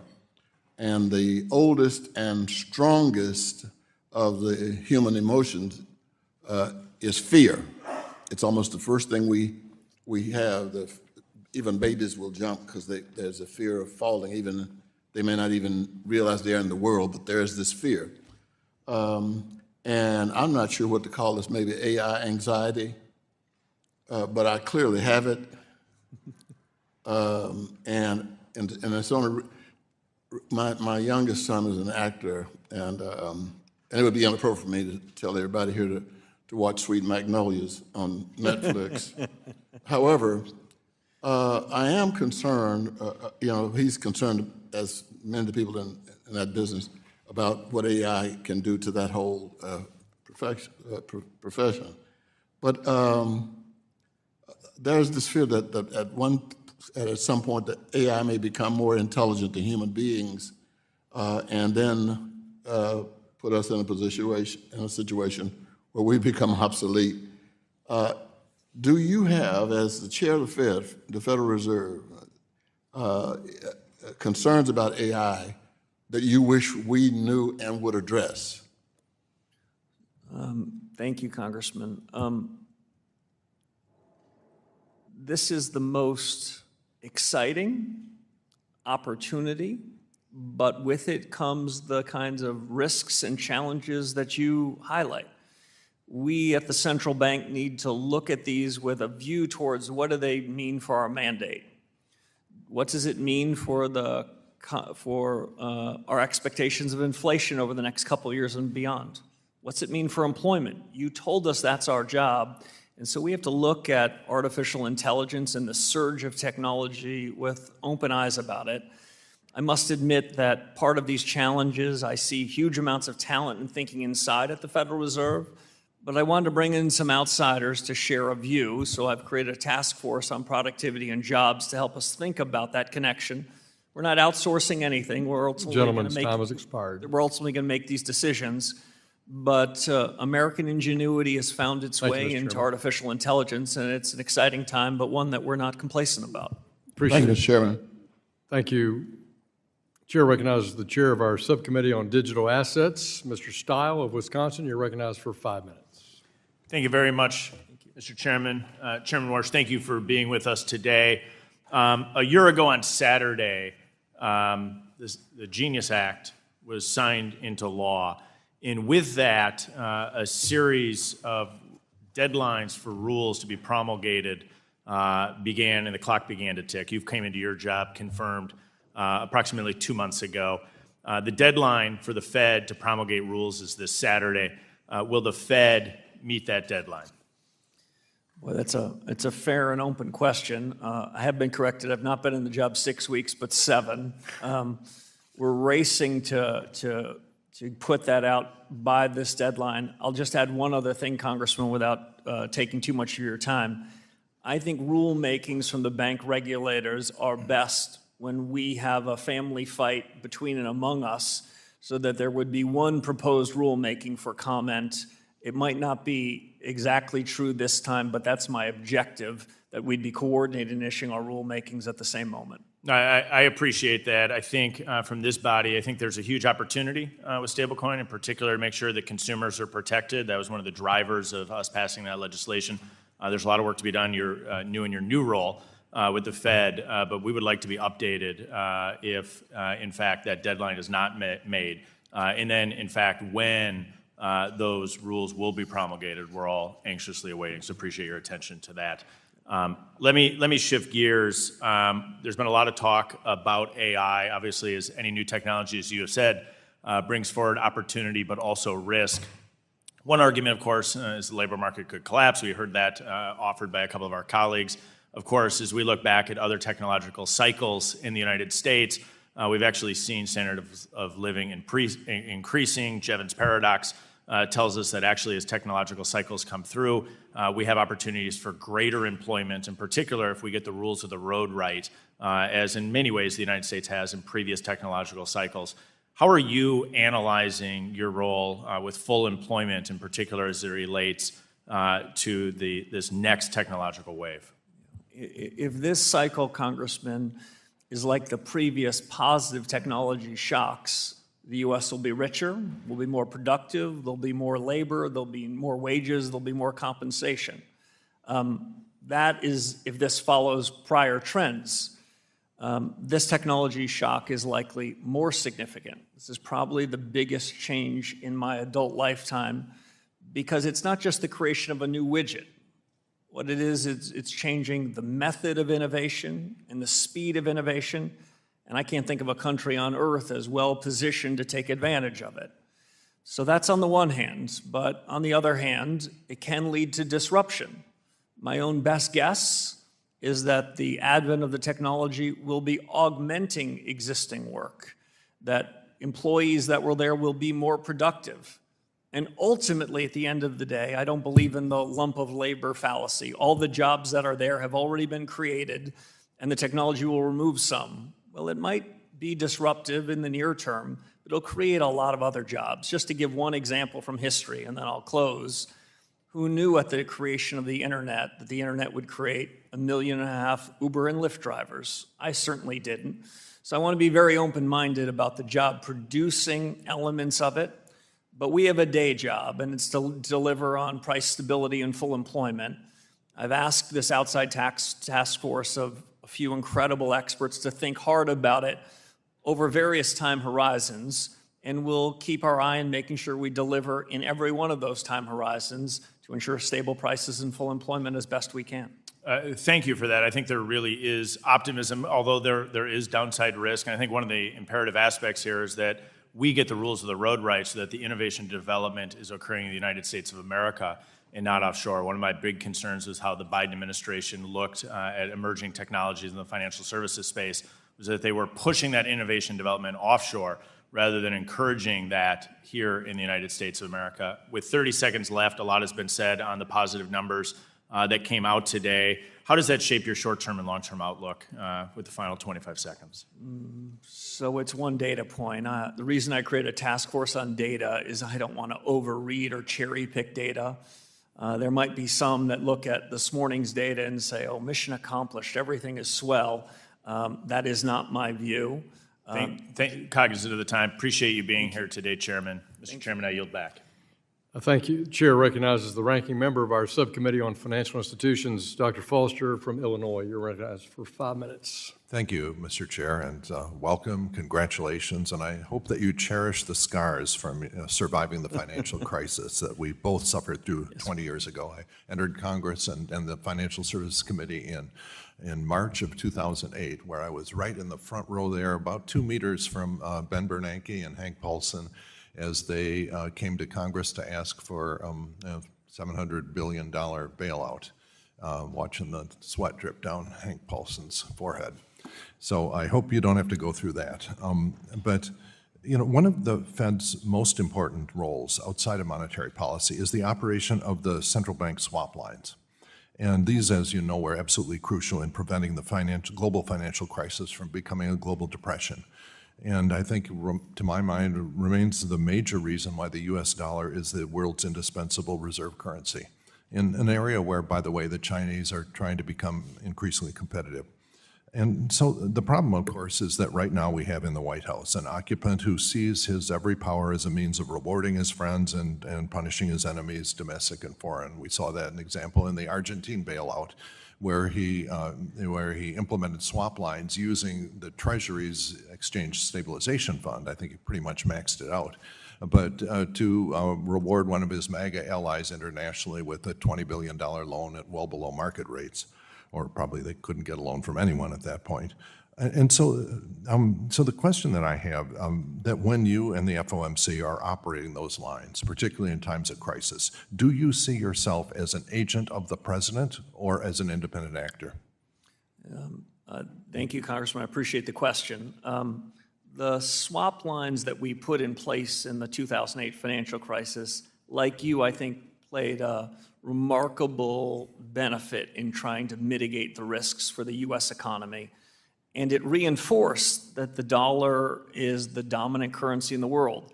Now, my judgment as central bank chief is to let the dollar policy be discussed by the Treasury Secretary and leave that to him. But historically speaking, I think the swap lines played a major role.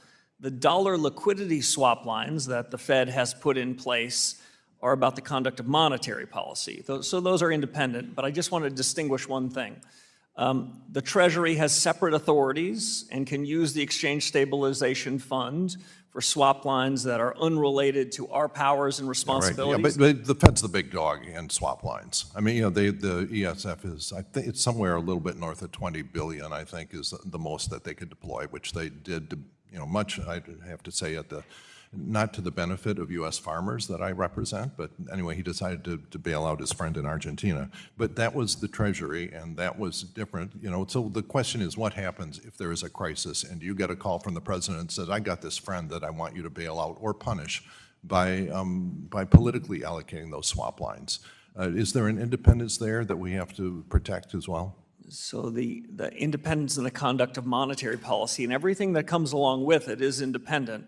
But just to go back to the 2008 financial crisis, when all that happened, as you'll recall, the Treasury Secretary and the Fed Chairman, they often had to work in tandem. It's hard to distinguish in crisis times, separate from more benign times, exactly where those roles and responsibilities are. And when we put in those swap lines, when I was a governor at the Federal Reserve, I remember frequent discussions between the Treasury and the Federal Reserve. We have our independent authority, but I don't want to leave you with the impression that in 2008 or 9 we did that without a discussion with the Treasury. Okay, well, I just, be very careful of that because you are going to be coming under extreme pressure. Now, let's say I applaud all of your focus on data, which we talked about when we talked, and in particular your need for better real-time data. The question of whether we could have picked up the inflation earlier with more leading and real-time indicators, I think is a very valid point. And I applaud you for having your committees investigate that. But does this interest also go into real-time regulatory information as well, which I think is really going to be crucial in a world where there's 24/7 banking operations? Banks and financial institutions can get in trouble fast. And so are you also going to be looking at the need and benefit for regulatory data on a faster timescale? Absolutely. I've only been here for 7 weeks. The focus in those first 7 weeks, I must admit, is making sure that monetary policy gets back on track. But many of these lessons learned, like in data, how do we make real-time decisions isn't just as monetary policymakers, it's as supervisors and regulators. The world, as the discussion about AI suggested, the world's moving faster. Gentleman's time is the world's expired. Accelerating, and the Fed has to move with that speed. Thank you. Yield back. Thank you. Chair recognizes the chairman of our Subcommittee on National Security, Mr. Davidson from Ohio, for 5 minutes. Thank you, Chairman Hill. Chairman Warsh, thank you for your testimony today and, frankly, for leading at the Federal Reserve. The Constitution gives Congress the responsibility for monetary policy, and since 1913, that's fallen to the Federal Reserve. And, a lot of people say, well, what did we create when we created the Federal Reserve? And the fight over the shape of our monetary policy is as old as Alexander Hamilton versus Andrew Jackson. So I think a lot of my constituents wonder, what happened to the purchasing power of their dollar? So could you share with us what you consider to be the definition of sound money, and what's the state of that today? The discussion we had in your office was a lot of economic history about the first and central bank of the United States. I'm gratified that this is our third central bank of the United States, and it's more than 100 years old, and hopefully we've learned some lessons. One of those lessons is ensuring that we are as focused, at least as focused on the real economy as we are the financial assets and what's happening on Wall Street. This committee had long committed to a 2% inflation target. That is our resolution. That's what I'm here to say and double down on. But as we discussed privately, I'll say publicly, my broader definition of price stability is a change in prices such that households and businesses don't have to worry about it, don't have to think about it. And the test today about whether inflation is too high is represented by this committee. Inflation is the dominant set of questions because it matters to households and businesses. I'd like the change in prices to be such that no one's talking about it. That was a definition from the Volcker era, and I dare say the Greenspan era. It should suggest to you that as I sit here today, this Fed will deliver price stability consistent with what we have been saying for several years, which is inflation shall be delivered at a level of 2%. That broader price stability objective is still one in the back of my mind, and we'll see whether there's further reforms to be had. Yeah, thanks for clarifying, because if you measure it by what people are talking about, they know that the affordability isn't there, they know the purchasing power isn't there, and whether you put it in number like 2% or whatever, you look at, for the long run, it's been significantly higher than 2%. But it seems like one of the biggest roles of the Fed is to prevent deflation. And if you're going to have a number where the mean is 2%, and you've got a long period of time where you've had it well above 2%, you'd have to have some significant periods of time where it would be below that. But I wish you the best in your challenges, because my constituents are counting on us to get this right. It truly is one of the most consequential things for our country. Sound money is truly essential to defending freedom. So I think the stakes are really high. One of the things that we look at is the connection to the way that the market functions. The Federal Reserve covers massive fiscal deficits, and they certainly do that when they're the purchaser of treasuries. They load up their own balance sheet. In some ways, you don't get a price signal. What's the real 10-year? What's the real 30-year? Well, when the buyer is the Federal Reserve, you don't know whether they're creating a higher rate or preventing a higher rate from happening because it distorts the market. And we also talked about, in this regulatory role, there's a sort of bridge between the Federal Reserve as a regulator and a monetary policy role. So I wonder, when we think about what we created with this version of the Federal Reserve, do you consider the Federal Reserve subject to executive authority? I mean, when there are executive orders that are issued, let's say just relating to the regulatory side, not monetary. I get some of the concerns on steering monetary policy. Presidents have always had an opinion on that. Well, if you put out a regulatory framework and the executive order relates to the regulatory structure of the Federal Reserve, is the Federal Reserve subject to executive orders? Yeah, so it's a good question. Let me say a word, if I can, in 53 seconds about that, and go back, if I can, to say something about what you were talking about in setting prices rather than taking prices. First, as you know, I'm prepared to do everything I can to ensure the independent conduct of monetary policy. You can hear from all sorts of people, but we're going to call it the best we see it. On regulatory and supervisory policy, I do think it works best when the bank regulators, who you've all given authority to, when we can work in concert. I tend to not like it when there's a regulatory arbitrage, if an institution's trying to choose between whether to be regulated by the OCC, the FDIC, or the Fed. So I'm encouraged to have a robust discussion with my colleagues at other bank regulators about what we think is the right public policy. But if we think that the right public policy is different than theirs, we'll put it out for comment and notice, perhaps even as early as Saturday. Gentleman's time has Thank you. expired. My time has expired, and I yield back. Chair recognizes the ranking member of our subcommittee on national security, Ms. Beatty, also of Ohio, for 5 minutes. Thank you, Mr. Chairman and Ranking Member, and to you, Chairman Warsh. Thank you for being here today. And let me first start out by thanking you for reaching out to have a dialogue with me, and I look forward to making that happen. Also, I certainly appreciate your response, particularly to Congressman Meeks and Congressman Foster, on you holding firm on independence and that you would protect the data and the law. That goes a long way with me.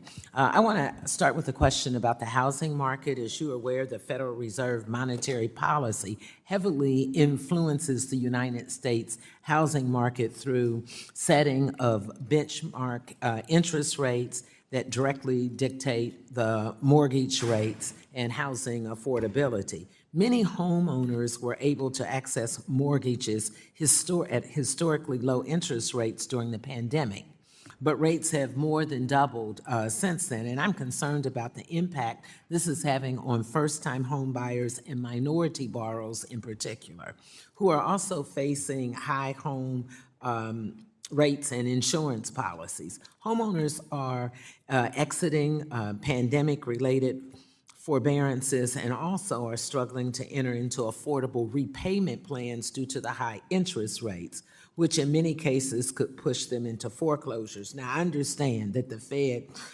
can't increase housing supply or prevent foreclosures directly, but I'm interested to hear your thoughts on the impact of rate hikes on the housing market, especially for those more vulnerable homebuyers. And certainly, we have a new amazing housing bill, the 21st century. I have to get that plug in, that I have 6 bills in that. So now I yield to you.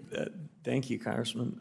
We stay out of housing policy, and as the debate that's been had in this room suggests, you all have a lot to say about what housing policy is going to be, but I don't want to suggest that we don't touch it. We don't target housing, we don't target any particular sector, but the decisions we make have a big effect on housing. Yes. And housing plays a huge role in most households' family budgets, in their savings. So we recognize the importance of it. And rate hikes. Correct. Absolutely. We, as I said in my opening statement, I think broadly about the conduct of policy today. I sounded quite optimistic about what was happening in manufacturing, what was happening in output.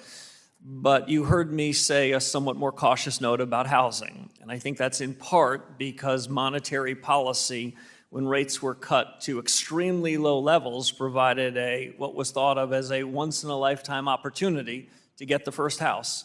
I would prefer a set of monetary policies that are not boom and bust, that don't just make one generation more fortunate about being able to afford their first home than the next. So what we can do in monetary policy is try to be clear about our objectives, deliver price stability in the context of full employment, and not react overtly to any data that happens one day or the next. But we have an effect on long-term rates, and we take it very seriously. And you'll be sensitive to the issues that I'm bringing up. Okay, in my last minute, let me now turn to fraud and scams, which is one of the top concerns that we've been dealing with lately in this committee and my subcommittee.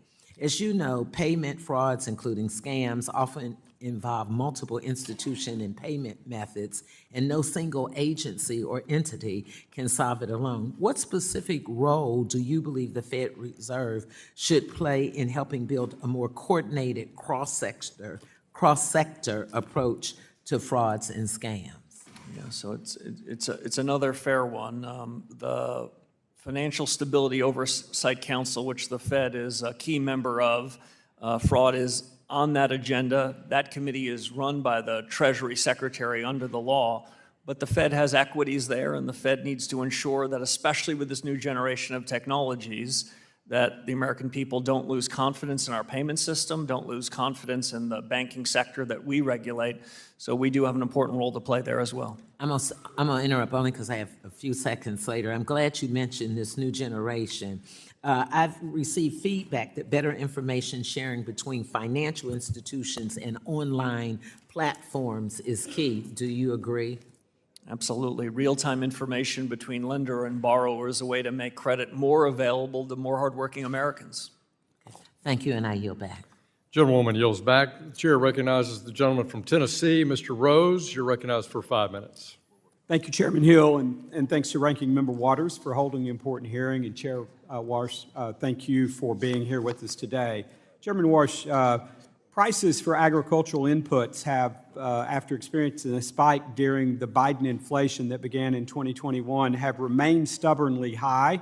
Needless to say, families are also in my district were themselves hit by the rise in food prices that began under Biden and your predecessor in 2021.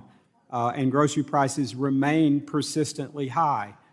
This strains household budgets and makes it harder for people in my district to put food on the table while also paying for all of life's other necessities that are also more expensive following that inflationary period.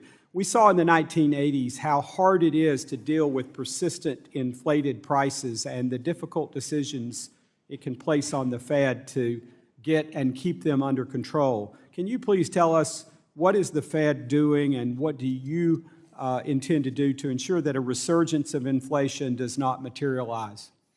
So that's job number one. we cannot, I don't want to overstate, we cannot have a direct, immediate effect on short-term particular prices at the grocery store or in agricultural goods. But the job you gave us, and the job we are resolute about accomplishing, is to make sure that any short-term changes in particular prices don't broaden out, don't change to a generalized change in the price level. Unfortunately, that's what's happened for the last 63 months, and those days have to be a thing of the past. I'll make one other note. Good economics, going back a couple of generations, talks about sticky prices.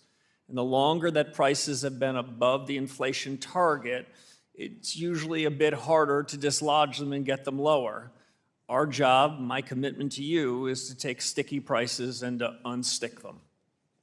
Thank you. I agree wholeheartedly with that sentiment, so I thank you for your perspective. The Fed made some interesting judgment calls during the last administration when it came to its supervision and regulation decisions.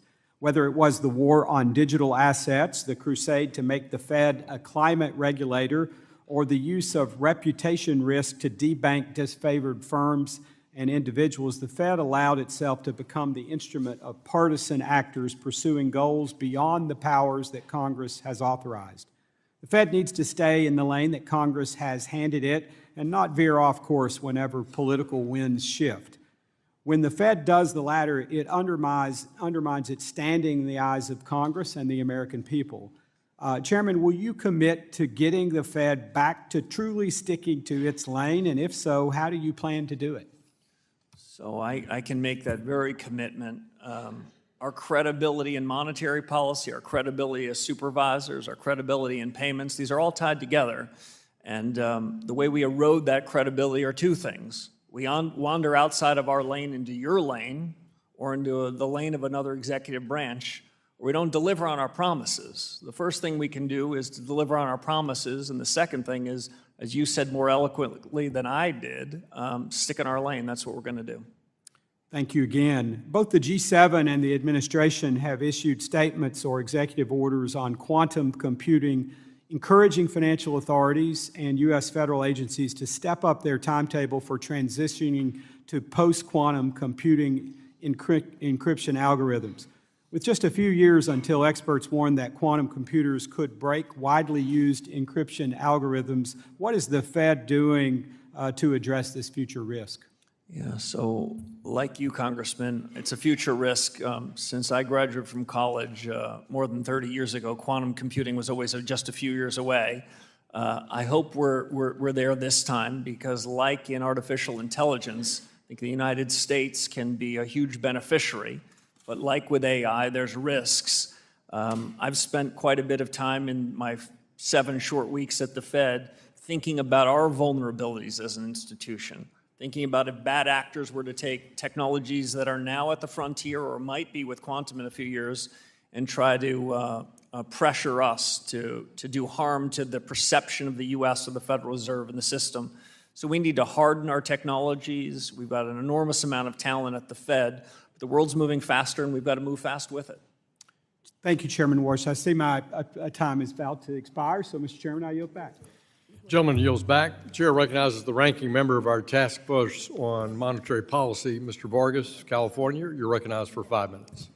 Thank you very much, Mr. Chairman, and thank the ranking member. Of course, I want to thank you, of course. Marsh, I appreciate, like everybody else, the communications that we had, and I want to be honest with you that I wish you the best success. I really do. Thank you. I think if you're successful, I think the Fed will be successful, and the Fed's successful, I think our economy will be successful. If our economy is successful, I think the American people benefit. So I'm one of the ones cheering for you, and I hope the best for you. Now, I have to say, though, I'm glad we're not litigating the past, though it seems that a lot of my colleagues like to. They talk about the past chair and some of the things that the previous president said, so I'm not going to litigate, but I would remind them that they passed their big ugly bill and put trillions of dollars in the deficit and the debt, and they seem to forget that, so there's a little bit of amnesia there. They remember some things well, but they forget others. Now, one of the things that I have sort of strange in my background, or maybe not, I studied to be a Catholic priest for a long time. I was a Jesuit. And they make you do things that are kind of odd when you're starting off as a novice. One of the things they made me do is to take communion to people who were sick. And they would do it as an experiment to test you and to do different things. I remember one person very clearly. He was a man who had been blinded, I should say, at World War II. Wonderful guy. Lived in the Santa Barbara area. And I'd take communion to him. I had to sit there and listen to him for a long time. And he would just talk and talk and talk. And I'm thinking, I'm not getting anything out of this other. I'm sitting with this guy, which is fine. And I finally started listening to him. And I actually learned a whole lot from him. I understood why my novice master had sent me there. And one of the things he said was really interesting. I never forgot that. I said, yeah, people march around. And, yeah, they look pretty in their uniforms. But you never know how a person's going to react until they're under fire. And the reason I say that is, you kind of mentioned it too. In ordinary times, it's easy. When the crisis hits, that's when the issue is. That's why if you litigate the past, yeah, okay, you can litigate the past, but the truth of the matter is things happened. The Great Depression, things happened. We were, so blindly stuck on the gold standard and other things. And of course, we talk about the great wealth that the dot-com did. Well, I remember the dot-com bust too. $5 trillion disappeared just like that. And then, of course, you talked about the 2008 crisis when you were here. And all of a sudden there you had, the government working together, the Fed chair and the Secretary of Treasury. You had to because, the economy was melting down. Now, I don't wish any of that upon you, but the truth is that you could get that. You could get an AI collapse. I mean, the Magnificent Seven have really driven the market tremendously, and sure, there's great opportunities, and I hope that it is successful. But if it's not, then I hope that you also have the flexibility to figure things out. I mean, my colleagues love to talk about, what Chairman Powell did. They seem to forget that there was a pandemic and that we could have been slipping into a depression if we hadn't done some of the things. They seem to forget, too, the person who closed down the government was actually, in the economy, was actually President Trump. It wasn't Biden. Everybody blames it on Biden. When I was here, it was Trump that did that. The decision he made, I don't know if it was good or bad, but it was the decision he made under fire. So anyway, I wish you the best, but I do want to ask you about that. What happens when, as they say, it all hits the fan? How will you react? Will you react in a way that's flexible, or will you react in a way that almost seems today almost robotic? Well, I appreciate it. I take that as a blessing that my 4 years will be ones of calm and peace and price stability and full employment. So I take it in the way it was granted. But we have to be prepared for shocks that are unanticipated. We have to be open-minded to things that might happen. So while it might not be common for the economics profession, we have to show a lot of imagination. My general view, again, coming out of the 2008 crisis, is we need to think ex ante about what we might do when the shocks happen. And it'd be okay to share with the world how we're buying insurance, how we're trying to protect the resiliency of the Fed systems, how we want the banking system, if times aren't always perfect, to be strong and resilient and competitive. And in the conduct of monetary policy, we want to anchor stable prices, deliver full employment, so if and when the shock happens, we have rebuilt the credibility that may have been somewhat lost in 63 months of higher prices. I am not relitigating the past. I know my colleagues have been trying to deliver on stable prices and full employment for a long time. My time is up. The only and I thing intend I'd to say do so too. They were honorable people, and I think they did the best they could, and I hope you do too. I know you're an honorable person. Good luck, sir. The gentleman yields back. Chair recognizes the chair of the House Small Business Committee, Mr. Williams of Texas, for 5 minutes. Thank you, Mr. Chairman, and also, Chairman, congratulations to you. America's banking system is the engine of prosperity in this country, and it plays a critical role in creating opportunities. From the community banks that serve small towns and Main Street businesses to the larger institutions that support our capital markets, access to credit is essential for families, entrepreneurs, and job creators. And as a businessman who has owned and operated a small business for 57 years, I know firsthand how important it is to have a banking system that is both safe and accessible. And the American public and the American people expect a chance to pursue their American dream, and access to affordable credit is often what makes that possible. So under the Biden administration, we saw proposed regulations that threaten that dream by making credit more expensive and harder to obtain. So my question would be, can you tell us how you think the Federal Reserve's supervisory role can promote a safe and sound banking system while ensuring businesses and families continue to have access to the credit they need to pursue the American dream? It's a great question, Congressman. I'd say two broad things. One is we need a highly competitive, diversified banking system. This is the secret, one of the unheralded secrets of the U.S. economy. Our banking system is larger. The number of institutions of various sizes serve different constituencies. I think part of the reason why the U.S. has grown faster than our G7 and G20 colleagues is because the banking system here is fundamentally different. Secondly, what I would say about how we do that is we need to have tailored regulation that befits the kind of institution and the customers that they're treating. One size does not fit all. And finally, I'd say I am all for international coordination of banking standards. It is a useful effort so that we meet in Basel to try to come to some international standards. But the Basel endgame is not America's endgame. That is not the Federal Reserve's endgame. Our endgame is ensuring that we have the right rules that befits our economy so that we have a safe, sound, and competitive banking system. And anything we agree on with international counterparts have to be in service of the American economy. Thank you. And as businesses depend on clear, consistent rules, when Congress passes a law, it reflects the will of the American people. And agencies like the Federal Reserve have a responsibility to faithfully carry out those laws, and regulatory certainty gives businesses like mine the confidence to invest, hire, and grow. So question would be, can you tell us how you intend to guide the Federal Reserve, and will you commit to ensuring the Fed carries out the laws of Congress that Congress passes without expanding beyond its statutory authority? Yeah, I can make that commitment to you, Congressman, because that's how we keep politics out. That's how we stay independent in the conduct of monetary policy. The Federal Reserve is not a repair shop for broken statutes, or we aren't empowered to go wander into areas outside of our remit. We've got a big and important job, I understand it, but it's bounded, and we have to stay inside of those bounds. My last question real quick, Chairman. One lesson I've learned in business is that your word matters, and when you make a commitment, people expect you to follow through, and consumers' trust is earned by doing what they say you are going to do. So the Federal Open Market Committee has made a commitment to the American people to restore price stability. Families and small businesses across the country are trying to plan for the future, and they're coming and they're counting on the Federal Reserve to deliver. So, Mr. Chairman, in the short time we have, what is your strategy for restoring price stability, and what confidence can you give the American people that the Federal Reserve will achieve its price stability target? So I can give you the commitment that we will deliver price stability. I was comforted at my very first meeting about a month ago. As I looked around the table of my 18 colleagues, there was no willingness to tolerate higher prices.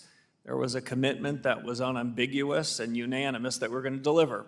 So the next question is, how are we going to deliver it? First is, I would say, make it very clear to you and the American people and to U.S. businesses that that is not a commitment we're going to walk away from, and we're not finding acceptable the higher inflation that has endured in this country for more than 5 years. The second thing that we're going to do is take responsibility. As I mentioned to one of your colleagues before, in our view, in my view, there is no anguish in central banking. This isn't saying, oh, I wish this or that were to happen. You gave us a lot of the tools to deliver on that commitment. We intend to do it. And the third and final thing I'll say is we have the tools to do it. We have a printing press. We have a balance sheet and interest rates. They have both provided significant accommodation and restrictiveness during different parts of the business cycle. And over the coming period, I'm going to ask our colleagues and have a good family fight about the extent and timing in which we would need to deploy those to deliver on the promise. Appreciate your leadership. I yield back. Chair recognizes the gentleman from New Jersey, Mr. Gottheimer. You're recognized for 5 minutes. Thank you, Mr. Chairman. Chairman Warsh, congratulations again, and thank you for your service to our country. Thank you. You stated that the use of AI technologies is, quote, a paradigm shift, and that the United States would be, quote, a big winner in the medium term. How has the use of AI impacted your view and the future of the global economy, and how is the Fed reacting? How should it react, and especially vis-a-vis China and our other competitors? So I don't view the U.S. economy as in a zero-sum game. I don't think that weakness abroad is good for the U.S. But what I do mean to say is if there was one thing that is the biggest driver of American prosperity, it's productivity. Productivity gives companies the ability to invest in new capital. Workers then have that new capital and can deliver and ultimately have higher real take-home wages. This is a supply shock in the United States. I have to admit it's happening faster than I would have projected 18 months or 2 years ago. We're seeing this technology and the capability of these models grow at exponential rates. Something like a hyper Moore's law is happening. I don't want to suggest that we know exactly how this is going to shake out, but the U.S. is best positioned to be a winner. But again, as I may have mentioned earlier, you gave us a job to deliver stable prices and full employment. What are the consequences? What are the implications of this positive technology shock to that? I've taken 3 experts, I've asked them to deliver their views to us over the coming 3 to 6 months, and then internally at the Fed, we're going to do a lot of work. I'm confident that at the end of the day, the U.S. is a winner, but it's not going to be a linear path, and I'm open-minded to challenges both to the full employment and price stability part of our mandate. Right, because as part of that, I assume the workforce employment is going to be, what should our goals be? Should they shift? I assume those are the kind of questions you all are debating? Yeah, we're debating just those questions, Congressman, and if I were to look over the last few months, it looks to me as though this technology hasn't displaced workers at this point. It's made them a bit more productive. And I say a bit because I think the productivity is in front of us. But a year or 2 from now, will these intelligence tokens be adding to the workforce or causing the workforce to temporarily be disrupted? That's something that we're very focused on as we think about what the economy looks like 12 and 18 months from now. Thank you. We're seeing an unprecedented number of children using apps on their phones like prediction markets or sports books to gamble. Research is showing especially young people are very active in the past year. 11 to 17 have gambled in the last year, 36% of them. What is your view regarding possible insider trading on these markets? Are you thinking about that? Do you think we should be doing more to protect our children on these betting apps? Have you thought about that at all? Well, I've thought about in 2 respects. First, when I was sort of a junior in junior high school and high school, I was the nerdiest kid probably in this room, so I wasn't wandering into those. That's saying a lot. You should meet the chairman. Yeah. Go ahead. But generally, the questions about the use of kids and smartphones and whether insider trading is happening and the rest, that is almost entirely outside of the Fed's jurisdiction. So I'll defer to other people around, both in the Congress and the executive branch, to take those on. I don't really have much more for you. Let's pivot to something else. Modernizing and expanding certain aspects of the federal deposit insurance remains an important priority for me. Will help ensure that small businesses remain stable and mainstream is able to thrive. What are your thoughts on mandated federal deposit insurance standards across the board for all banks? Should there be specific asset thresholds, a tiered system? Is there a middle ground in this debate? Yeah, so we're going to follow the law, and we're not going to weigh in on what we think the right deposit insurance caps are. But I don't want to walk away from the question entirely. The FDIC insurance caps should be binding.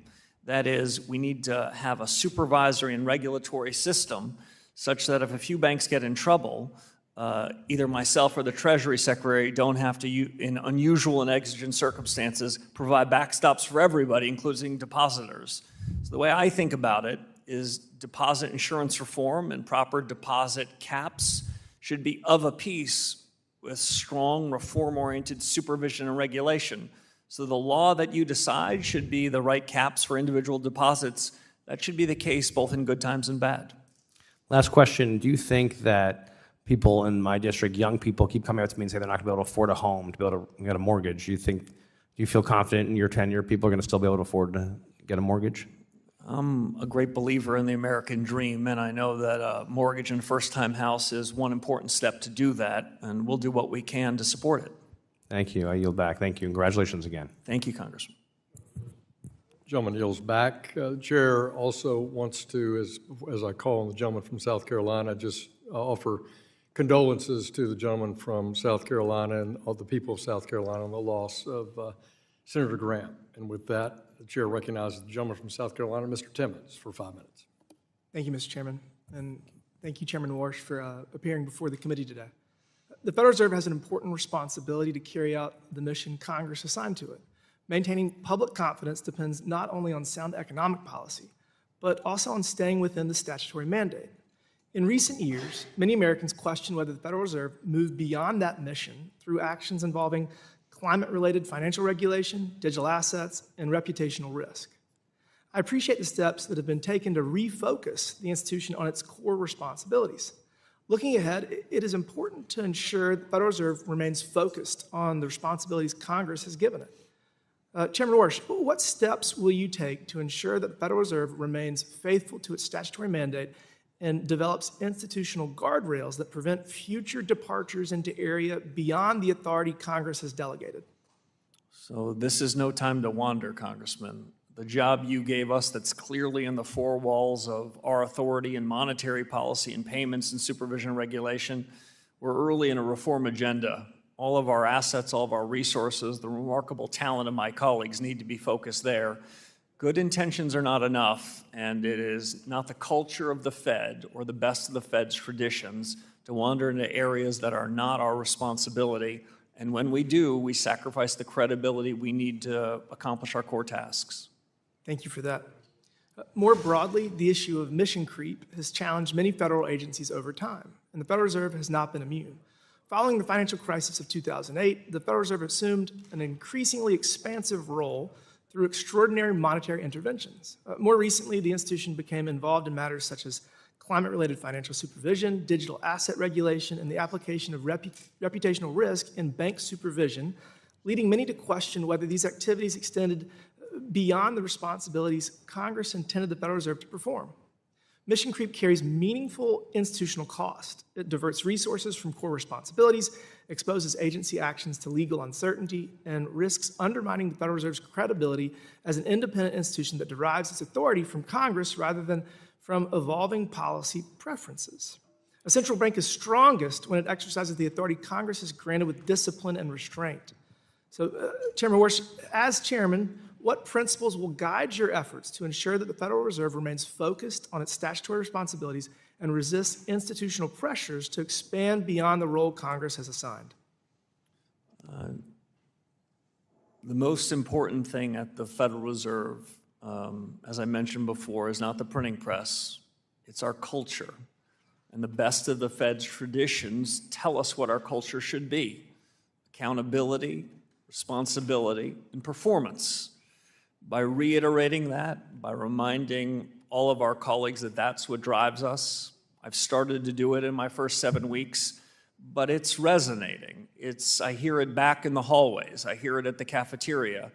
And so at some level, people might think of this job as getting the answer right, well to the right of the decimal point, and occasionally we do have to wander there.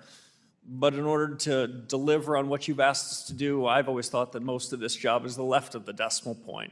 We're going to get the culture right, we're going to get the strategy right, we're going to get policy right, and we're going to get the organization right. And if we can do those big things, getting the right answer to the right of the decimal point, I think will be a lot easier. Thank you for that. I would also like to discuss inflation because maintaining price stability remains one of the Federal Reserve's most important responsibilities.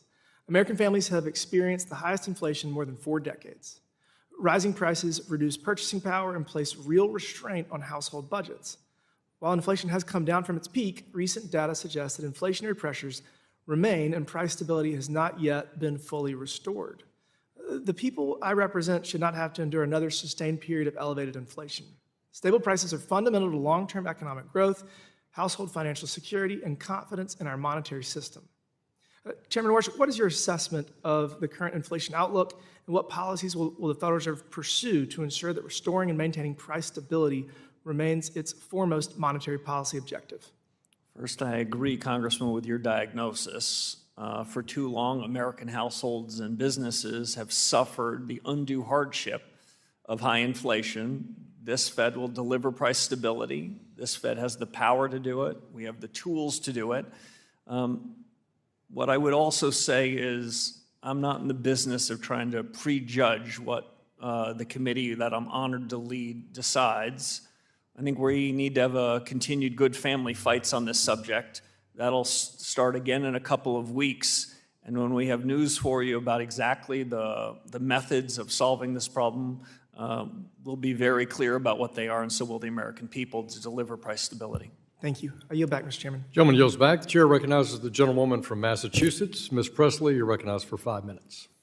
Thank you, Mr. Chair, and welcome, Chair Warsh. Congratulations, and welcome to the Financial Services Committee. I represent the Massachusetts 7th Congressional District, a beautiful, dynamic district, and also one that is deeply unequal.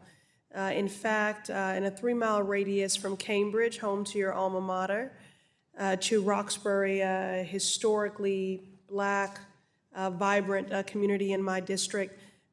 That being said, median household income drops by $50,000 and life expectancy by 30 years. That's just in a 3-mile radius. And those inequities are not naturally occurring. They are man-made. They're the result of intentional and deliberate government action. So I'm here, and what guides me is the work to be just as intentional and just as deliberate in making sure that government works for all people. And I know we're just getting to know one another, but I hope I can count on your partnership in that mission, Mr. Chair. I'm going to begin with what should be an easy yes or no question. Are you committed to fulfilling the maximum employment requirement of the Federal Reserve's statutory mandate? Congressman, absolutely. We have no disfavored part of the job that you gave us. Price stability and maximum employment are not an either-or proposition. I'm committed to both of them. Well, that was my next question, if you viewed this mandate as equally important as the price stability mandate.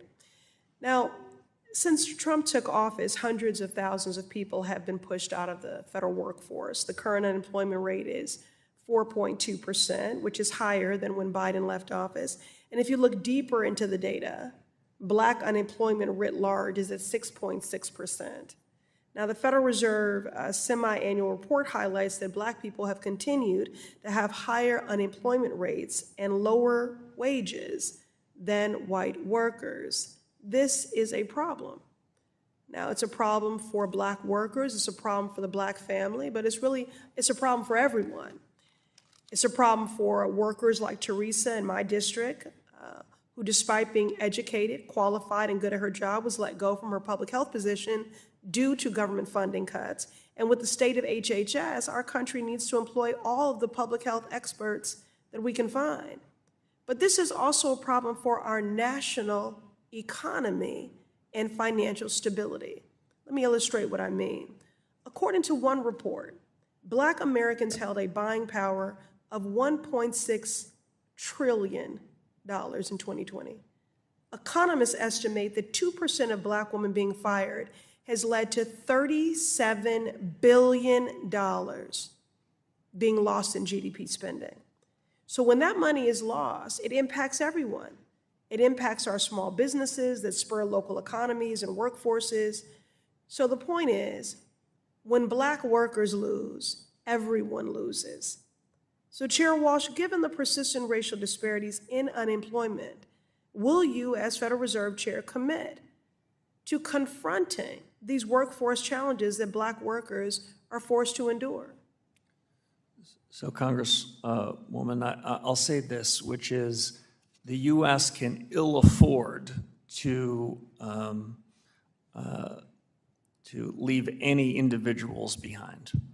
The economic opportunity, which is essential for America's growth trajectory over the next 5 and 10 years, means that every American needs to have opportunities to be productive. And I believe, unlike some in the economics profession, that productivity-led economic growth is a good thing, not a bad thing. Thank you, Mr. Chairman. And I'm hopeful that the Fed, we can be supportive of opportunities for economic growth. And I want to say specifically for Black workers, because of a problem of this magnitude, there are 700,000 unemployed Black women right now. If a problem of that magnitude was happening to any other group, we would do the analysis and we would have a plan. So I'm going to ask of you what I asked of your predecessor, for you to come and brief the Congressional Black Caucus on your strategies and efforts specifically to the Black worker, given the disparate impact. You know, you've talked about your refusal to tolerate a persistent high inflation.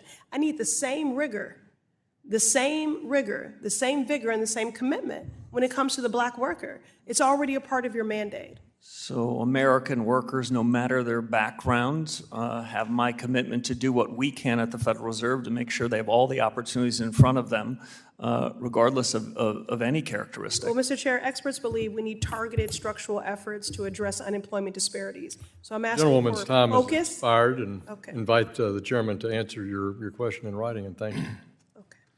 Chair recognizes the chair of our Subcommittee on Oversight and Investigations, Mr. Muser of Pennsylvania. You're recognized for 5 minutes.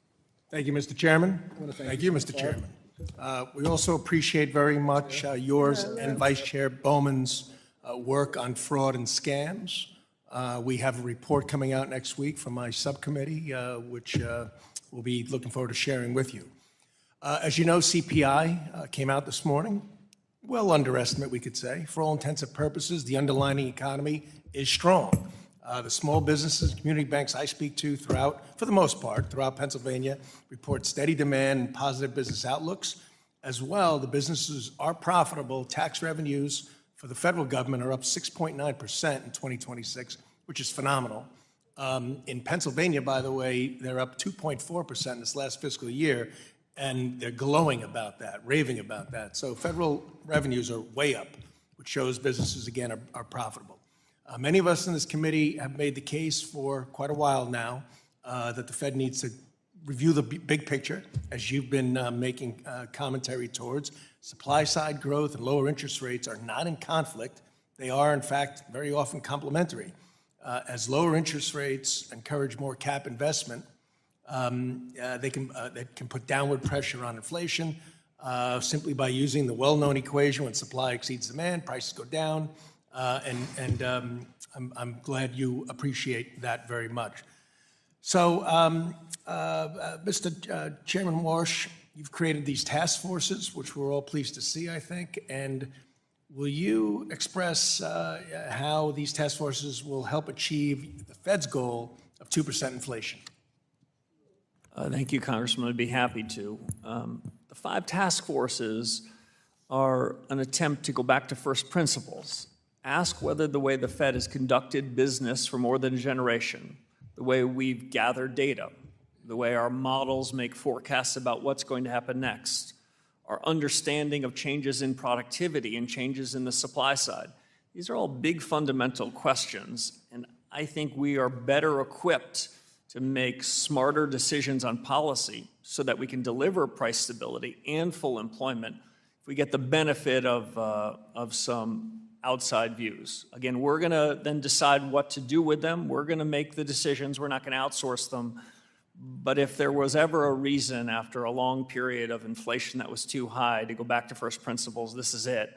And like you, while I reviewed the data that came out this morning on CPI, and it was positive relative to expectations, I'm not for cherry picking. I'm not going to show up here and say mission accomplished. And what I'd say is there's plenty of work to do, and I would feel more confident if we had better data to inform our decision making. We have a task force that's going to be focused on doing just that.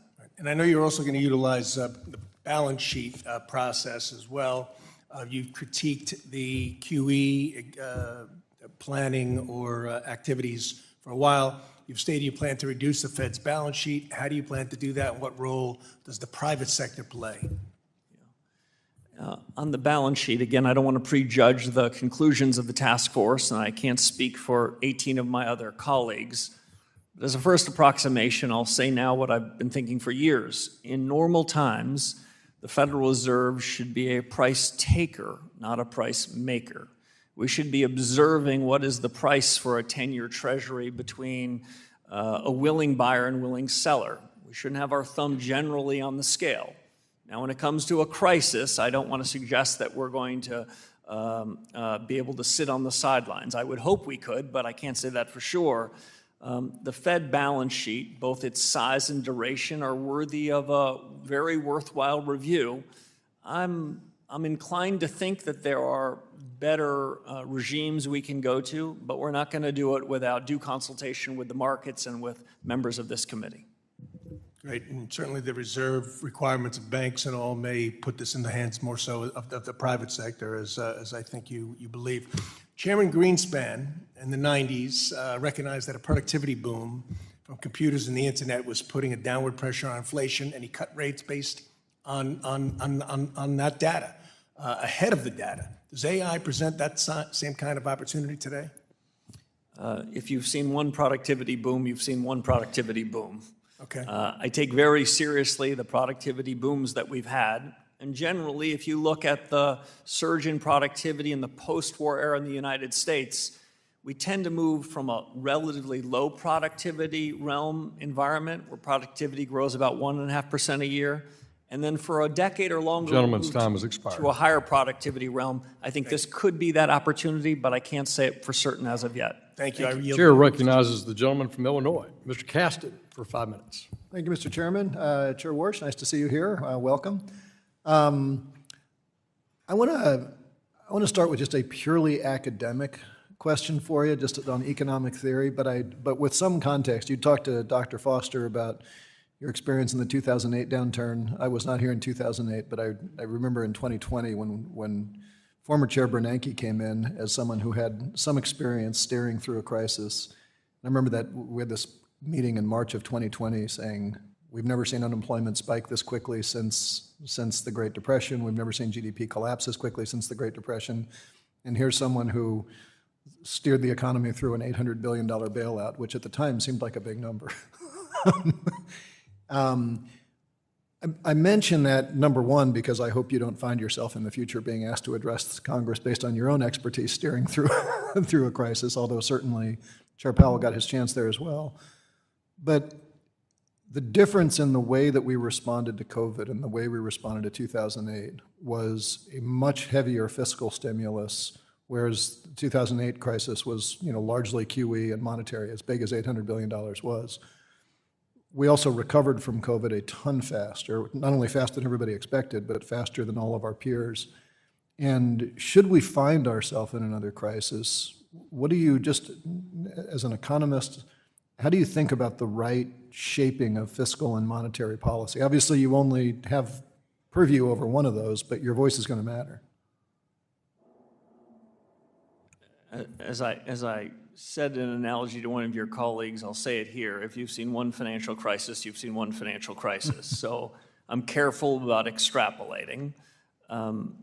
More generally, I would say the response to the 2020 pandemic had some very similar areas with respect to monetary policy. That is, the central bankers in 2020 took some of the toolkit that we innovated on in 2008 or 2009, and they provided overwhelming liquidity. That's in our remit in crises, not in more normal times. My judgment in 2008, judgment in 2020, and if we were to have a crisis when you and I are in these roles, I would be describing to you what the central bank can do. I would also try to describe to you the limits of our authority, such that you have the opportunity to make whatever decisions you think are right. But I'm going to make a promise to you now that I would hope to hold to then, which is the fiscal policy response is going to be the decision of you and the administration. We're going to do our very best to steer clear of that. Well, and I appreciate that, and I think none of us want to go there again, but we also want to make sure that, monetary policy can target some sectors of our economy, not the others. We need to work together. On a similar subject, I want to pivot, and I was spinning through, and I love these reports all the time. Send them it's always good reading. I want to talk specifically about Figure 1 and Figure 43. Figure 1 shows U.S. CPI over the last decade or so. Figure 43 shows global CPI trends. And what's very clear is that U.S. inflation picks up immediately after Liberation Day on account of the tariffs. Global inflation picks up after the Iran war. You can see the spike. So, we had inflation generally coming down after 2020, starts picking up on account of tariff policy, and then starts picking up again on account of foreign policy in the United States. And you can just see in those charts what was domestic and what was international.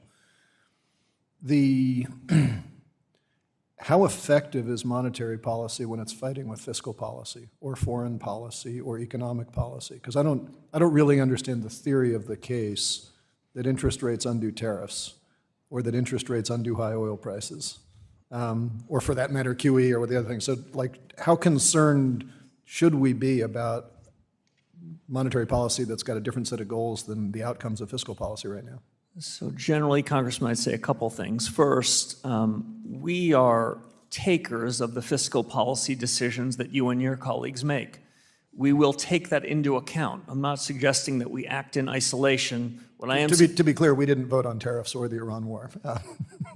But the policies that are made of the executive branch and of Congress, we're aware of them. We have a wide lens, but we then take those on board and make whatever decisions we best can consistent with our remit. Do you have the tools to counter them? We have tools that are powerful.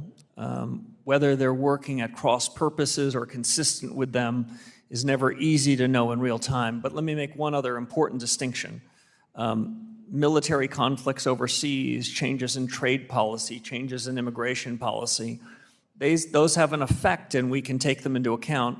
Often they have an effect on prices in the short term. Time has expired. Our business is whether those prices in the short term end up spreading out, and that's our responsibility. I'm out of time, but let's stay coordinated would be my request. Chair recognizes the gentlewoman from California, Ms. Kim, who also chairs our Asia Pacific Subcommittee on House Foreign Affairs. You're recognized for 5 minutes. Thank you, Chairman and Ranking Member, for hosting today's hearing. And Chairman Warsh, welcome.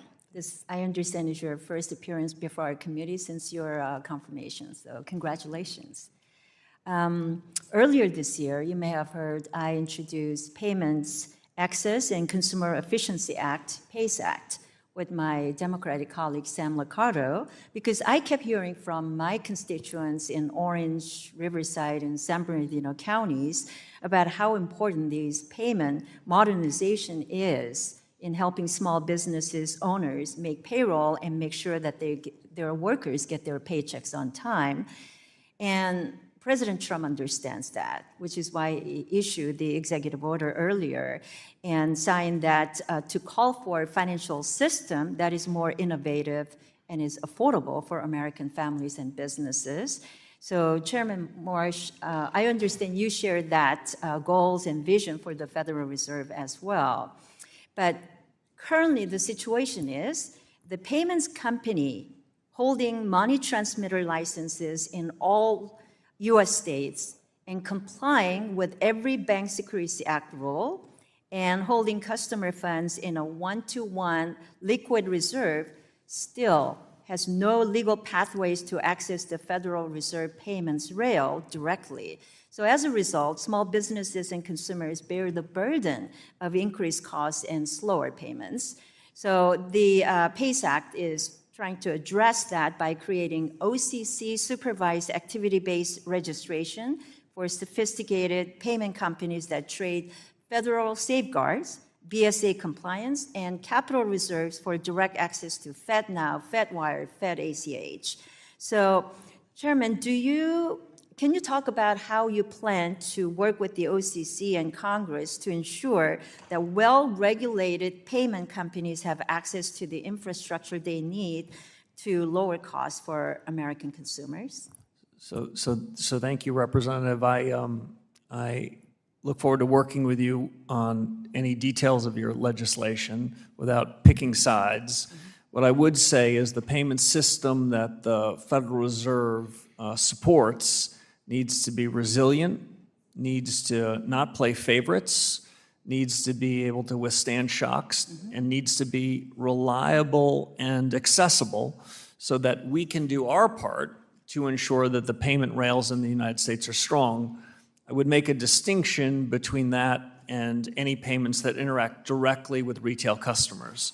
This is a business that the central bank needs to and should stay out of. A competitive banking system, a competitive payment system provides huge benefits to the U.S., so I wouldn't want to infringe on the businesses and practices of the private sector. I appreciate that.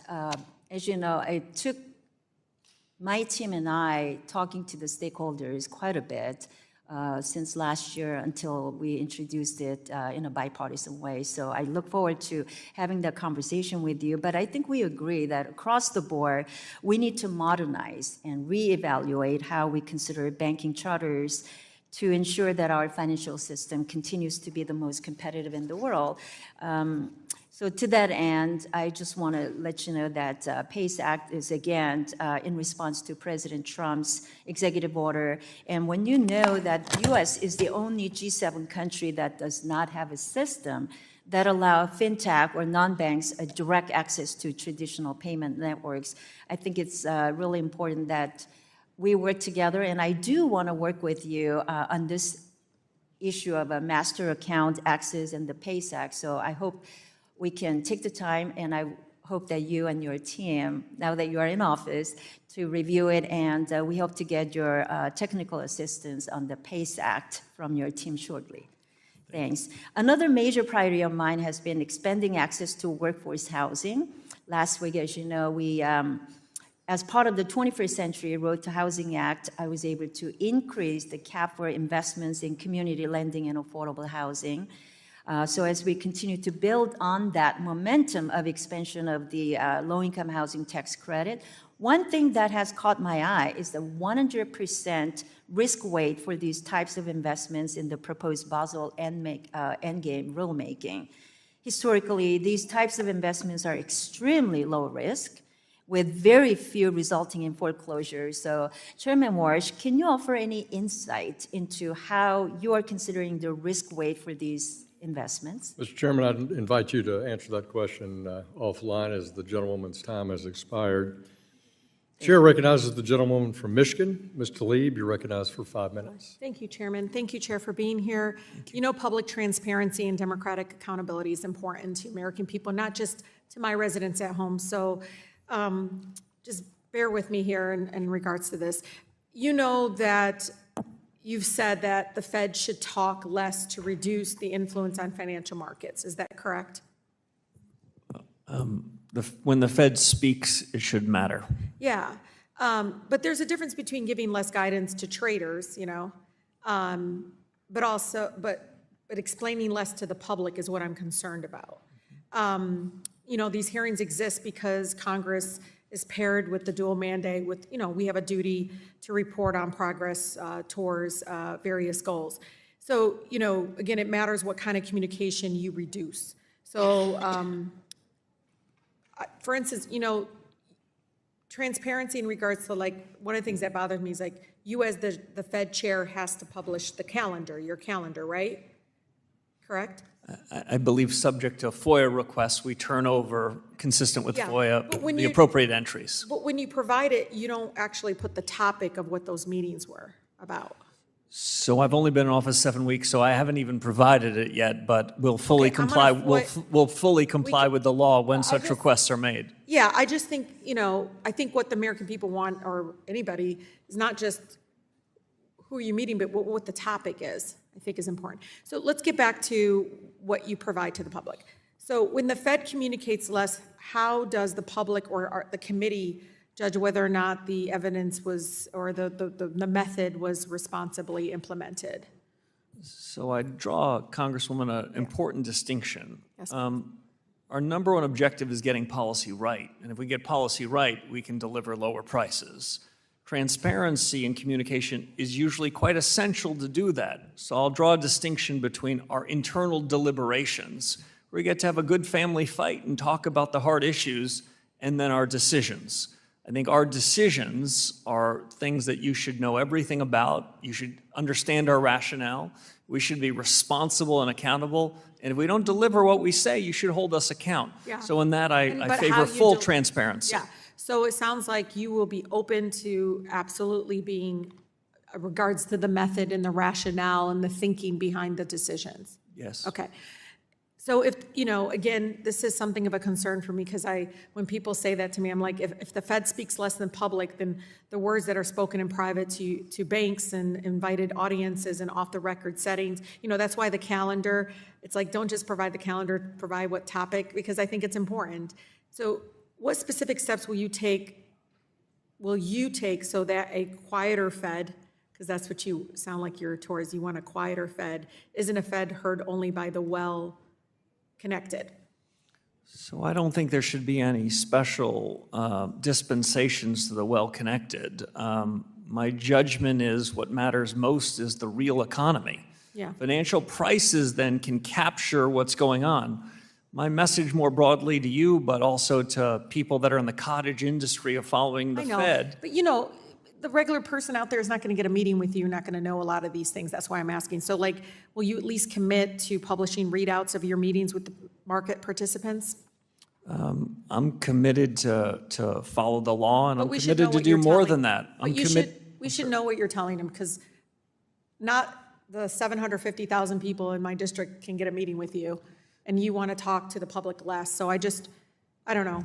I just want to make sure that we understand the intent and the decisions that are being made. So in 2025, you said that Fed had, quote, redefined its legislative remit and signaled a willingness to accept like a higher inflation, and all that stuff really,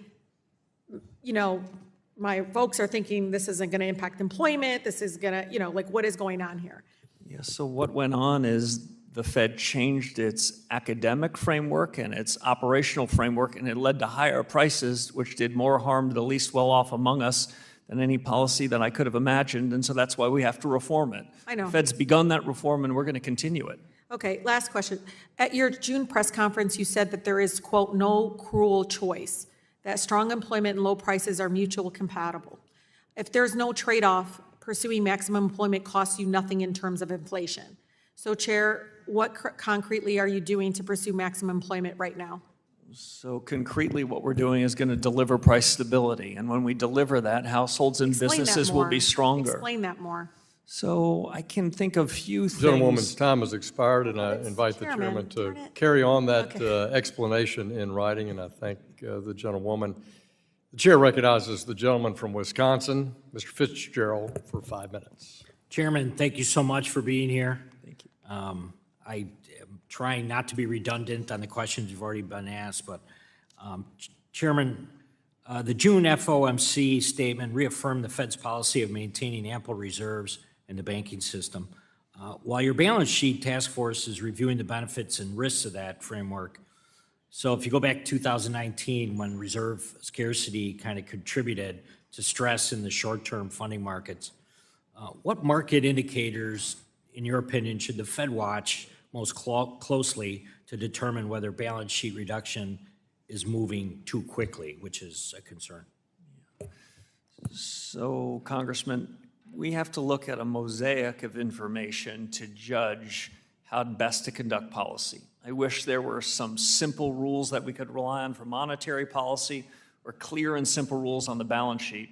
What we have to do right now is go back to first principles and ask ourselves whether this large balance sheet of a duration that is much higher than it was some years ago, whether that's consistent with good monetary policy. And then we're going to ask ourselves whether there's a better regime, and finally, how to get from the current regime to something else. We haven't prejudged any of those answers, but the goal isn't to be disruptive to markets. It's such that markets, the banking sector, and the real economy can understand the change and have time to adjust if we end up doing so. Thank you. Chairman, in the interest of time, I'm going to yield my time back.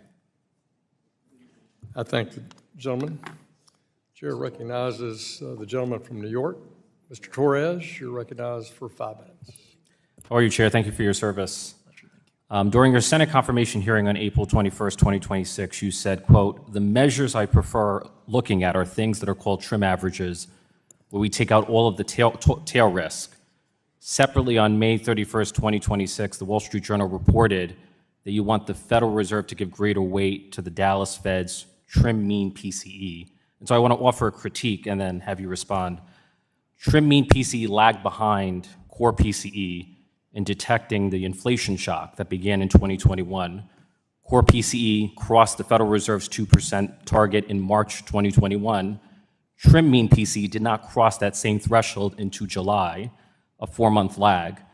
By February 2022, core PCE had risen to 5.4%, while trim mean PCE stood at only 3.6%, a divergence of nearly 2 percentage points. And so here's my question. If trim mean PCE detected the inflation shock later, understated its severity, and diverged from core PCE by nearly 2 percentage points, why should the Fed place greater weight on it when setting monetary policy? And to put a finer point on it, your core criticism of the Fed is that it was behind the curve on inflation. that same criticism can be leveled against your preferred measure on inflation. So why the disconnect? So none of those are very good measures of underlying inflation. That Wall Street Journal story that you referenced is incorrect, that I have a preferred measure from one of the reserve banks. If I had a preferred measure, I wouldn't have called for a task force to go back to first principles, and the data task force will be looking importantly at inflation measures. My view is that we need new measures to understand the underlying changes in inflation. Am I interested in what's the mean or median price of a good in a big box retailer? You bet I am, and none of these measures capture that. I am super interested in finding new measures to do a better job to help us inform our decisions so that the inflation of the last 5 years don't continue. Now, you have repeatedly described inflation as a choice. A simple yes or no question. Do you mean a choice by the Federal Reserve? I mean a choice by the Federal Reserve and fiscal policymakers both, but I'm not trying to push the responsibility onto you. The Congress said that we're in the business of ensuring stable prices, and that's exactly what we're going to do. So combating inflation is part of the Fed's statutory mandate, and you view inflation as a choice by the Fed. Combating unemployment is also part of the Fed's mandate. Do you view unemployment as a choice by the Fed? We have no legislative orphans. We can't just take one part of the statute you give us and disown the others. I will just add a touch of complexity. We have more control over the price level ourselves than we do the unemployment rate. We have some say there, but so do all the policies that you and your colleagues put into place. But obviously, if you aggressively raise interest rates, that could have the effect of causing unemployment. So in that sense, it's a choice, right? There are multiple forces that shape both inflation and unemployment, and the Fed is one among many. Quantitative easing. Do you believe quantitative easing is inherently inflationary? Yes or no, and then? That question I can answer simply. I don't think it's inherently inflationary, especially if we adopt quantitative easing in the depths of a crisis. It can often provide liquidity to markets that need it. So from 2008 to 2014, the Federal Reserve's balance sheet grew by a factor of 5, from about $900 billion to about $4.5 trillion. Yet over the same period, average headline PCE inflation was 1.7%, and average core PCE inflation was 1.5% below the Fed's 2% target. So the notion that quantitative easing may be inflationary fails to explain the non-inflationary effects of a multi-trillion-dollar five-fold expansion of the Fed's balance sheet from 2008 to 2014. Can you explain that for me? Yes, Congressman, I can. If the balance sheet expansion were our only policy tool, then that is a reasonable conclusion to draw. But we have several policy tools. The dominant one is interest rates. And so we need to think about both of them in the context of monetary policy. I want to quickly interject. Do you believe changes in the size of the Fed's balance sheet have an effect on inflation comparable to changes in interest rates? You had me except for comparable. They can substitute for each other. They can complement each other. But you don't see them as comparable? But the balance sheet, they have different effects. Okay. The balance sheet tends to work more through asset prices first. And I want to interest interject. rates more through the real economy. Do you acknowledge that IORB weakens the relationship between the size of the Federal Reserve's balance sheet and inflation? Not precisely. I don't know if I can answer that fully in one You second. need to answer it in writing, and it'll be very interesting because these were good questions. I look forward to doing that. Thank you. With the time we have remaining that the chairman's allocated us, the chair now recognizes the chairman of our subcommittee on housing and insurance, Mr. Flood, and I recognize you for 4 minutes. Thank you, Mr. Chairman, and thank you for being here, Chairman Warsh. I'd like to begin by emphasizing the importance of the independence of the Federal Reserve. Markets rely on our financial system and the dollar as a stable, safe place to put their money. The stability of our financial system is at the center of our global influence. Our adversaries know that if they can break our debt markets, if they can break the dollar, they can remove one of the largest and most significant advantages we have as Americans. The strength of our system and, in turn, our ability to stand up against foreign adversaries that seek to destabilize it is partially a function of having an independent Federal Reserve. If we lose an independent Federal Reserve, we will lose the confidence of people around the world that use the U.S. markets and the U.S. dollar as a safe haven, and that would be devastating for our economy and the economic security alike. Thank you for your work. I want you to know that I strongly support your ability to operate in an independent fashion. And to that end, Mr. Chairman, before I get into the rest of my questions, I wanted to give you an opportunity to speak on the importance of an independent Federal Reserve. Thank you, Congressman. I'm happy to do it. The Fed will remain independent on my watch. Fed independence is essential to the proper conduct of monetary policy, and I expect and will ensure that monetary policy is independent over the 4 years of my term. And like you, I think it provides extraordinary benefits in everything we do and strengthens the role of the United States and the U.S. dollar in the global economy. Really appreciate that. Next, let's talk about the Federal Reserve's balance sheet, kind of following on what Mr. Torres was talking about. I've had longstanding concerns with the effects of the long-term effects of the Federal Reserve's balance sheet. In particular, I also worry about the use of quantitative easing in times of economic trouble can take a long time to unwind, leading to a Federal Reserve balance sheet that continues to grow and grow over time. Mr. Chairman, would you mind commenting just broadly on the use of quantitative easing in monetary policy? I'd be happy to do it, Congressman. In periods of crisis, when markets aren't clearing, I am willing to be quite aggressive in what the Fed does with its balance sheet, the assets that we buy as necessary in unusual and exigent circumstances. But when crises are over, monetary policy, in my view, should be driven almost exclusively by interest rate policy. One of my former colleagues said it best when he said, interest rates get in the cracks. I'll go on to say, interest rates don't favor one class of people versus another. They don't favor those that have financial assets more than folks that are living off their bi-monthly paychecks. So I like interest rates as the dominant ways to make monetary policy, and I'd prefer, all the things being equal, to use balance sheets when the crises are real.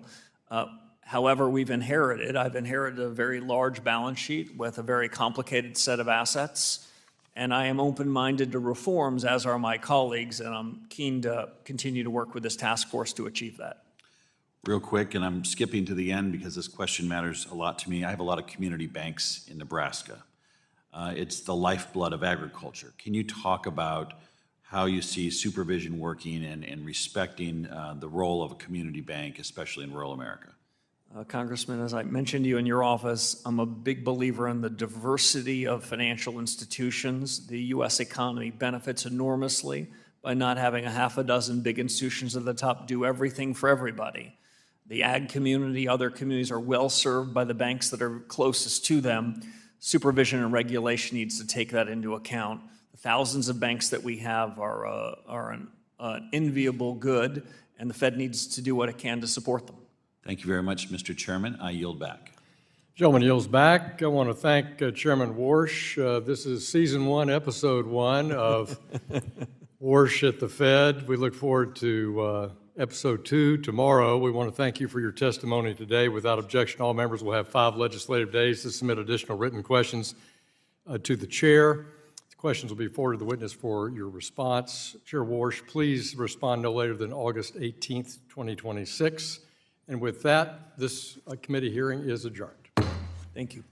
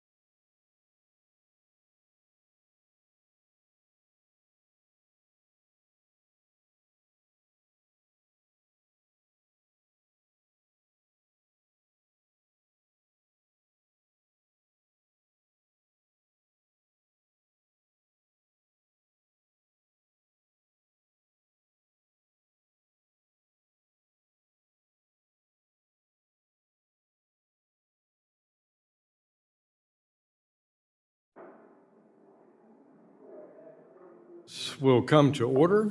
Without objection, the chair is authorized to declare a recess of the committee at any time. Today's hearing is entitled the Federal Reserve Semi-Annual Monetary Policy Report. Without objection, all members will have 5 legislative days within which to submit extraneous materials to the chair for inclusion in the record. I now recognize myself for a 4-minute opening statement. First, let me welcome our witness, the Honorable Kevin Warsh, in his first appearance before Congress as our new chairman of the Federal Reserve. Annual inflation is still running above the Fed's 2% target. One only need to recall the bitter experience of double-dip inflation from the 1970s and early 1980s and the actions of then-Chairman Paul Volcker was forced to take to defeat it, to know why this second surge needs to be stopped. There's no more punishing tax on American industry or on the hard-working, innovative citizens of our nation than inflation.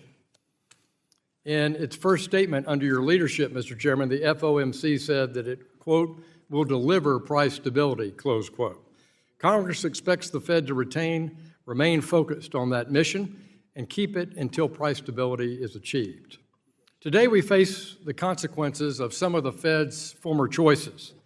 In August 2020, the Federal Reserve adopted a flexible average inflation targeting framework in which it decided to allow inflation to run, open quote, moderately above 2% for some time, close quote, after periods in which it had been running persistently below 2%.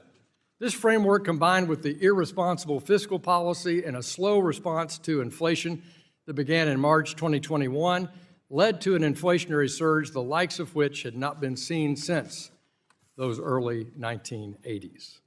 In 2025, the Fed wisely abandoned its flexible average inflation targeting framework. Going back further today, we will also review the consequences of the Fed's experiments with large-scale purchases of treasuries and agency mortgage-backed securities, better known as quantitative easing, or QE. Though perhaps justified in its first round during the immediate onset of the 2008 global financial crisis, long past that crisis, the Fed repeatedly expanded QE, with the cost of each successive round of QE higher and benefits lower. And while the emergency facilities in QE were resurrected in early 2020 in response to the unknown economic and social ramifications of the COVID-19 pandemic, yet with a clear V-shaped recovery well underway, those facilities and policies were not ended and promptly phased out. The result of these decisions was a Fed that held a quarter of the federal debt in 2022, and though that share has decreased, it still creates incentives for fiscal policymakers to avoid the tough decisions on debt and deficits today and leave the consequences to our kids and grandkids. You have said recently that inflation is a choice. I want to echo this and say that debt and deficits are also a choice.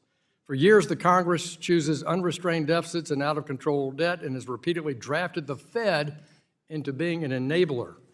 Both, in my view, have to stop. Turning to the Fed's regulatory and supervisory policy in the recent past, the Fed has engaged in mission creep, resulting from political capture by certain partisan actors attempting to accomplish policies through the Fed on which they cannot build a consensus and pass through the Congress. From crusades against digital assets to trying to make the Fed a climate regulator, these decisions took the Fed far beyond the boundaries that Congress has authorized in statute. It's not the Fed's role to make decisions for the American people on major questions of political or economic significance. That's Congress's responsibility. The Fed needs to avoid repeating the mistakes of the past and reform itself to guard long-term monetary policy independence and restore the reputation of the Fed in an apolitical as an agent carrying out the Congress's statutory directives. I look forward to your testimony today, Mr. Chairman, and I yield back. I now want to recognize our distinguished ranking member of the committee, Mrs. Waters, for 4 minutes for an opening statement. Thank you, Chairman Hill. Chairman Warsh, you are taking the helm of the Federal Reserve at an important moment. Congress designed the Fed to stand apart from politics so that it can support stable prices, maximum employment, financial stability, and the long-term interest of the American people, and not the personal interests of a president. Today, working families are being crushed by the rising cost of living. They pay more at the grocery store, more at the gas pump, and more for housing than they did a year ago. Just today, the Bipartisan Joint Economic Committee reported that Americans have paid a total of $56.4 billion more in gas since Trump began his endless war with Iran. That's $477 for each household in America. In fact, the Federal Reserve's own research shows that 1 in 10 Americans skips meals because they simply cannot afford it. Workers are also worried about what artificial intelligence means for their jobs and their financial security. The one common thread of all of this is Trump, whose policies and actions made the economy and the concerns of American people so much worse. His tariffs have driven up costs for consumers and businesses. His attacks on independent financial regulators have undermined confidence in the mission of institutions that have protected the public. His war in the Middle East, which has no end, continues to hurt gas and grocery prices. Despite this pain being felt by American families, there is one family making fistful of money, the first family. The Trump family has earned more than $2 billion since Trump returned to office, primarily from new crypto ventures that Trump's administration is supposed to oversee. Yet instead of addressing these growing conflicts of interest, Republicans are legitimatizing all of them. They blocked all efforts to stop this profiteering when they passed the stablecoin and crypto legislation. Chair Warsh, I understand you have committed to divesting all of your financial assets to avoid conflicts of interest. That should also be the case for the President of the United States of America. Turning to the Federal Reserve, Trump has repeatedly attacked your predecessor, Chairman Jerome Powell, because he refused to kiss the ring and bend monetary policy to the president's demands. His administration continues to try to remove your colleague, Governor Lisa Cook. I hope we hear from you today how exactly you will defend your colleagues and the Federal Reserve. You should also take no comfort in the Supreme Court's shielding the Fed when it overturned Humphrey's executor. The court vastly expanded presidential authority over independent agencies, and it is likely to still come for other functions of the Fed, like bank supervision next. Committee Democrats will continue fighting to protect the independence of the Fed and other agencies, strengthen consumer protections, and build on an economy that prioritizes working families, not the president, the wealthy or the well-connected. So I look forward to your testimony today. I yield back the balance of my time. The gentlewoman yields back. I now recognize the chair of the Task Force on Monetary Policy, Treasury Market Resilience, and Economic Prosperity, Mr. Lucas of Oklahoma, for a 1-minute opening statement. Thank you, Mr. Chairman, and welcome, Chairman Warsh, to your first hearing as chairman, and congratulations on your confirmation. We look forward to your testimony today on the Monetary Policy Report. In your first meeting, you announced a number of welcome reforms, including establishing 5 task forces that many members are eager to get your thoughts on. For example, former Chair Powell had committed to review some of the Fed's communication tools, and although we expected that to be completed last August, alongside the review of the consensus statement, it is yet to happen. A review of the Fed's communication tools is long overdue, and we look forward to your focus on completing that project through the task force. We also spent time this Congress examining the composition and the size of the Fed's balance sheet, an effort that you are now undertaking at the Fed. It is vital that the Fed get this right. We welcome continued collaboration on that front. And I have a lot to talk about today. I look forward to your testimony and our discussion, and I yield back, Mr. Chairman. Thank you, Mr. Lucas. I recognize the ranking member of the Task Force on Monetary Policy, Treasury Market Resilience, and Economic Prosperity, Mr. Vargas of California, for a 1-minute opening statement. Thank you, Mr. Chairman, and Ranking Member Waters for calling this hearing. Further, thank you, Chairman Warsh, for coming before this committee, especially so early on after being confirmed. Public service is a noble undertaking, as you know, so thank you once again for taking it on. We appreciate it. I enjoyed our conversation last week, and as ranking member of the Task Force on Monetary Policy, Treasury Market Resilience, and Economic Prosperity, I will remain vigilant of the actions you take as chairman. The independence of the Federal Reserve is my top concern. No influence from the president or others to raise or lower interest rates whenever they want to. That independence is one of the essential pieces that maintained the strength and reliability of the U.S. monetary policy.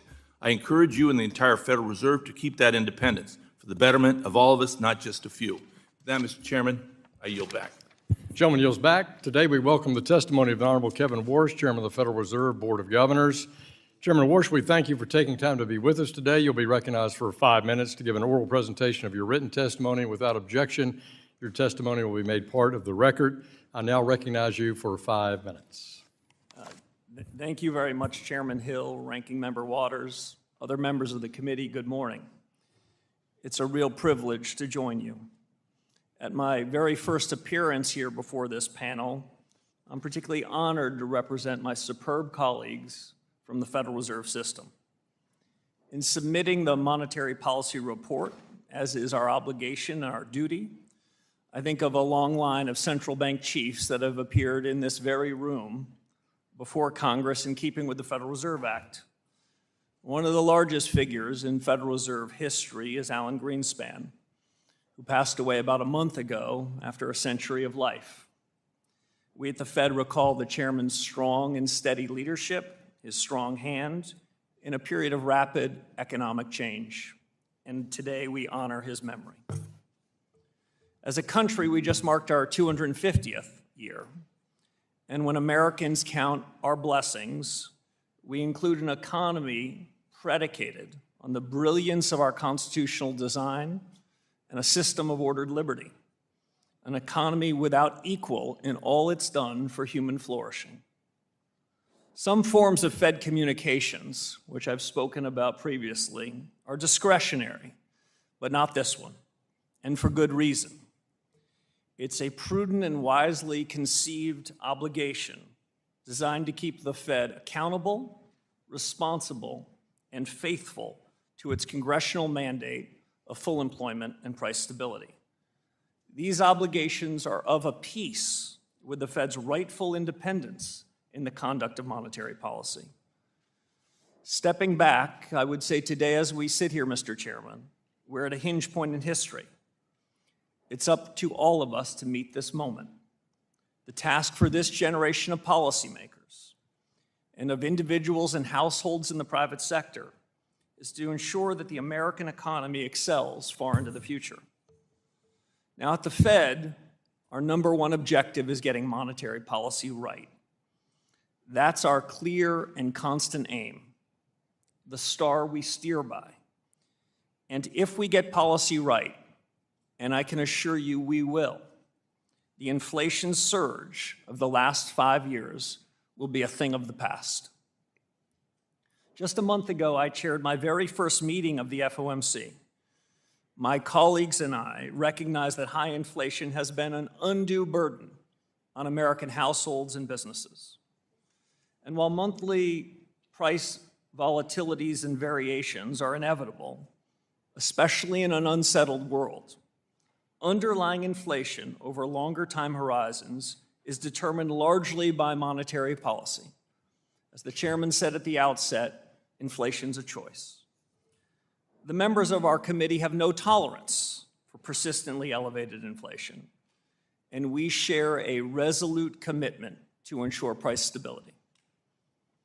This was the focus of our June meeting, at which we decided to hold the target range in the Fed funds rate at 3.5% to 3.75%. Now, naturally, our work at the Fed demands a proper reading on economic conditions. As you see in our report, economic activity grew at a solid pace, showing remarkable resilience in the face of recent developments. Household consumption, moderate. Manufacturing output, it moved up steadily this past year. The housing sector, however, gives a somewhat different picture and continues to lag. I want to highlight the most striking feature of this economy right now, and it's business investment.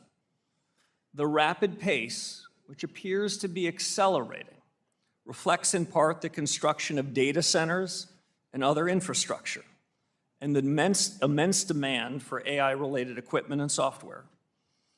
Investment in equipment overall increased about 8% for the year in the first quarter. Within that category, high-tech spending logged an especially impressive growth rate of nearly 25%. At the Fed, we don't yet know fully the extent to which the economy will benefit from AI. Yet it seems inevitable that that which we're now calling AI investment will soon just be called investment. Even so, new opportunities for the economy introduce new challenges for central bankers. We at the Fed are monitoring the implications for employment and for inflation. That brings me briefly, I'll end here so I don't go afoul of the time commitment, to the supply side of the economy, which deserves equal measure of discussion. Productivity growth has been strong, predating gains from AI adoption. America's labor force appears stable. Job creation has in fact kept pace with the workforce. The unemployment rate is low and changed little over the last year. And we've seen relatively few layoffs. In closing, I will say this. I came to my new position as a believer in the very best of the Fed's traditions. I'm heartened by the welcome I've received and by the encouragement of my colleagues in considering how best to advance the conduct of monetary policy. We have a duty to point this institution forward, to take a fresh look at current practices, to make sure we're serving the objectives you gave us, and we're going about it systematically. I've appointed task forces that you've already referenced in 5 key areas to improve the broad conduct of monetary policy. 1, Fed communications. 2, our balance sheet policy. 3, our use of existing data sources. 4th, productivity and jobs in an era of remarkable transformation. And 5, and not least important, the Fed's inflation frameworks. The purpose of this initiative is to equip the Fed to make better decisions in monetary policy and put these years of high inflation behind us. We're starting a new chapter, Mr. Chairman, at the Federal Reserve. In this consequential time for our nation, I can report to you that we at the Fed intend to be fit for purpose and focused on the future. We are the Federal Reserve, Mr. Chairman, and we're determined as ever to fulfill the mission that Congress has given us. Thank you, Mr. Chairman. I welcome your questions. Thank you, Mr. Warsh. We'll now turn to member questions. I recognize myself for 5 minutes. As outlined in your statement, inflation is the result of many factors. Of these, the Fed has control only over one: monetary policy, as expressed through its interest rate and balance sheet policy. Today, a potential second surge of inflation is appearing due to factors outside the Fed's control. What the Fed can control is how it reacts. Though upward pressure on prices may diminish on its own, it's not a sure thing. The Fed may be able to look through these inflationary pressures, but the Fed has believed that before and has been wrong. High inflation affects Americans in the here and now, not in some hypothetical future composed of long-term projections or of inflation expectations. Mr. Chairman, I was very encouraged to hear it both in your testimony and your opening FOMC statement about restoring price stability as a top priority for you. When we think about that in the near term, though, how do you and your colleagues on the Open Market Committee plan to accomplish that given the policy tools at your disposal? Well, thank you, Mr. Chairman. We want economic growth to be more broad-based, and we want the change in prices, the increase in inflation, to be more limited. There are a lot of things that are happening that are outside of our control, as you mentioned, conflicts overseas and the rest. We can't have and shouldn't have a direct control on that. But inflation's a choice. We monetary policymakers need to choose lower prices, and that's the commitment my colleagues have made. In direct answer to your question, I would say we're doing 3 things. 1, commitment, which you heard at our first FOMC meeting, and I hope you heard today, is we're committed to the Fed to deliver price stability.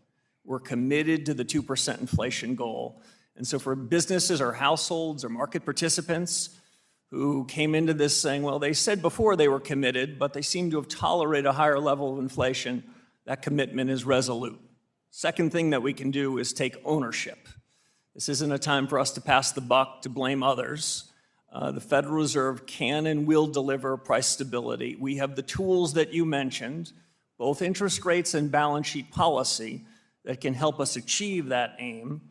And we have the tools to deliver that. So it's a function of commitment, responsibility, and tools, and we're 3 for 3, and we'll deliver. Thank you. I referenced in my opening statement about the 2020 decision on tolerating higher inflation, and that it's now been abandoned by the board. Clearly, I think that was a policy error. It was praised by some at the time in August of 2020, but I found it alarming at the time it took place. First of all, do you agree with the FOMC's decision to abandon that? And secondly, how do you consider this past 6 years of experience when you look at the task force work on the framework question for looking at inflation? Yeah, so there's no secret that at the time that the framework in 2020 was announced, the new framework, which was intended to get inflation higher, that at the time and in subsequent years before finding my way into this job, I was very critical of it. That central bank wasn't the first central bank to ask for a little more inflation and end up with a lot more. It was a mistake. The framework did not succeed in its objectives, and I am pleased that before my arrival, that my predecessors took that and cast it aside. All central bankers are going to make some share of mistakes, but when they make a mistake, they've got to call it out. Had that mistake been called out sooner, I don't believe we would have been burdened with this undue tax over the last 5 years. It's nearly the same degree. That's why we are reform-oriented. That's why my colleagues and I are so driven by these task forces to think about them anew. And in final response, I'd just say one of the task forces you mentioned is to revisit the inflation frameworks that the Federal Reserve uses so that we can better understand what will cause inflation to rise and fall and what we can do about it. Well, thank you. And you also referenced courage in your opening statement, and you've just outlined the toughness of the set of policy choices that you and your fellow governors have. So difficult that your longtime predecessor, Arthur Burns, described that mission as the anguish of central banking to try to cope with the different structures. So in the last seconds I have left, will your task force work review the issue of what you have control over versus what is in the control of the Congress and regulatory and executive branch authority? Yeah, I'll be brief in my response given the time. There's no anguish in central banking here, Mr. Chairman. We have the commitment, the power, and the responsibility to deliver on the mandate that this committee gave us, and we will. We've got full ability to do it, so you will not hear me blaming anyone else. Thank you, Mr. Chairman. My time has expired, and I recognize the ranking member, Mrs. Waters, for questions for 5 minutes. Thank you, Mr. Chairman. Chair Walsh, Section 10 of the Federal Reserve Act states, and I quote, "No member of the Board of Governors of the Federal Reserve System shall be an officer or director of any bank, banking institution, trust company, or Federal Reserve Bank, or hold stock in any bank, banking institution, or trust company," quote unquote. This prohibition ensures there's no conflict of interest arising from your role in making decisions as a regulator that could lead to your personal profit. Yes or no? Do you think that's a sensible prohibition?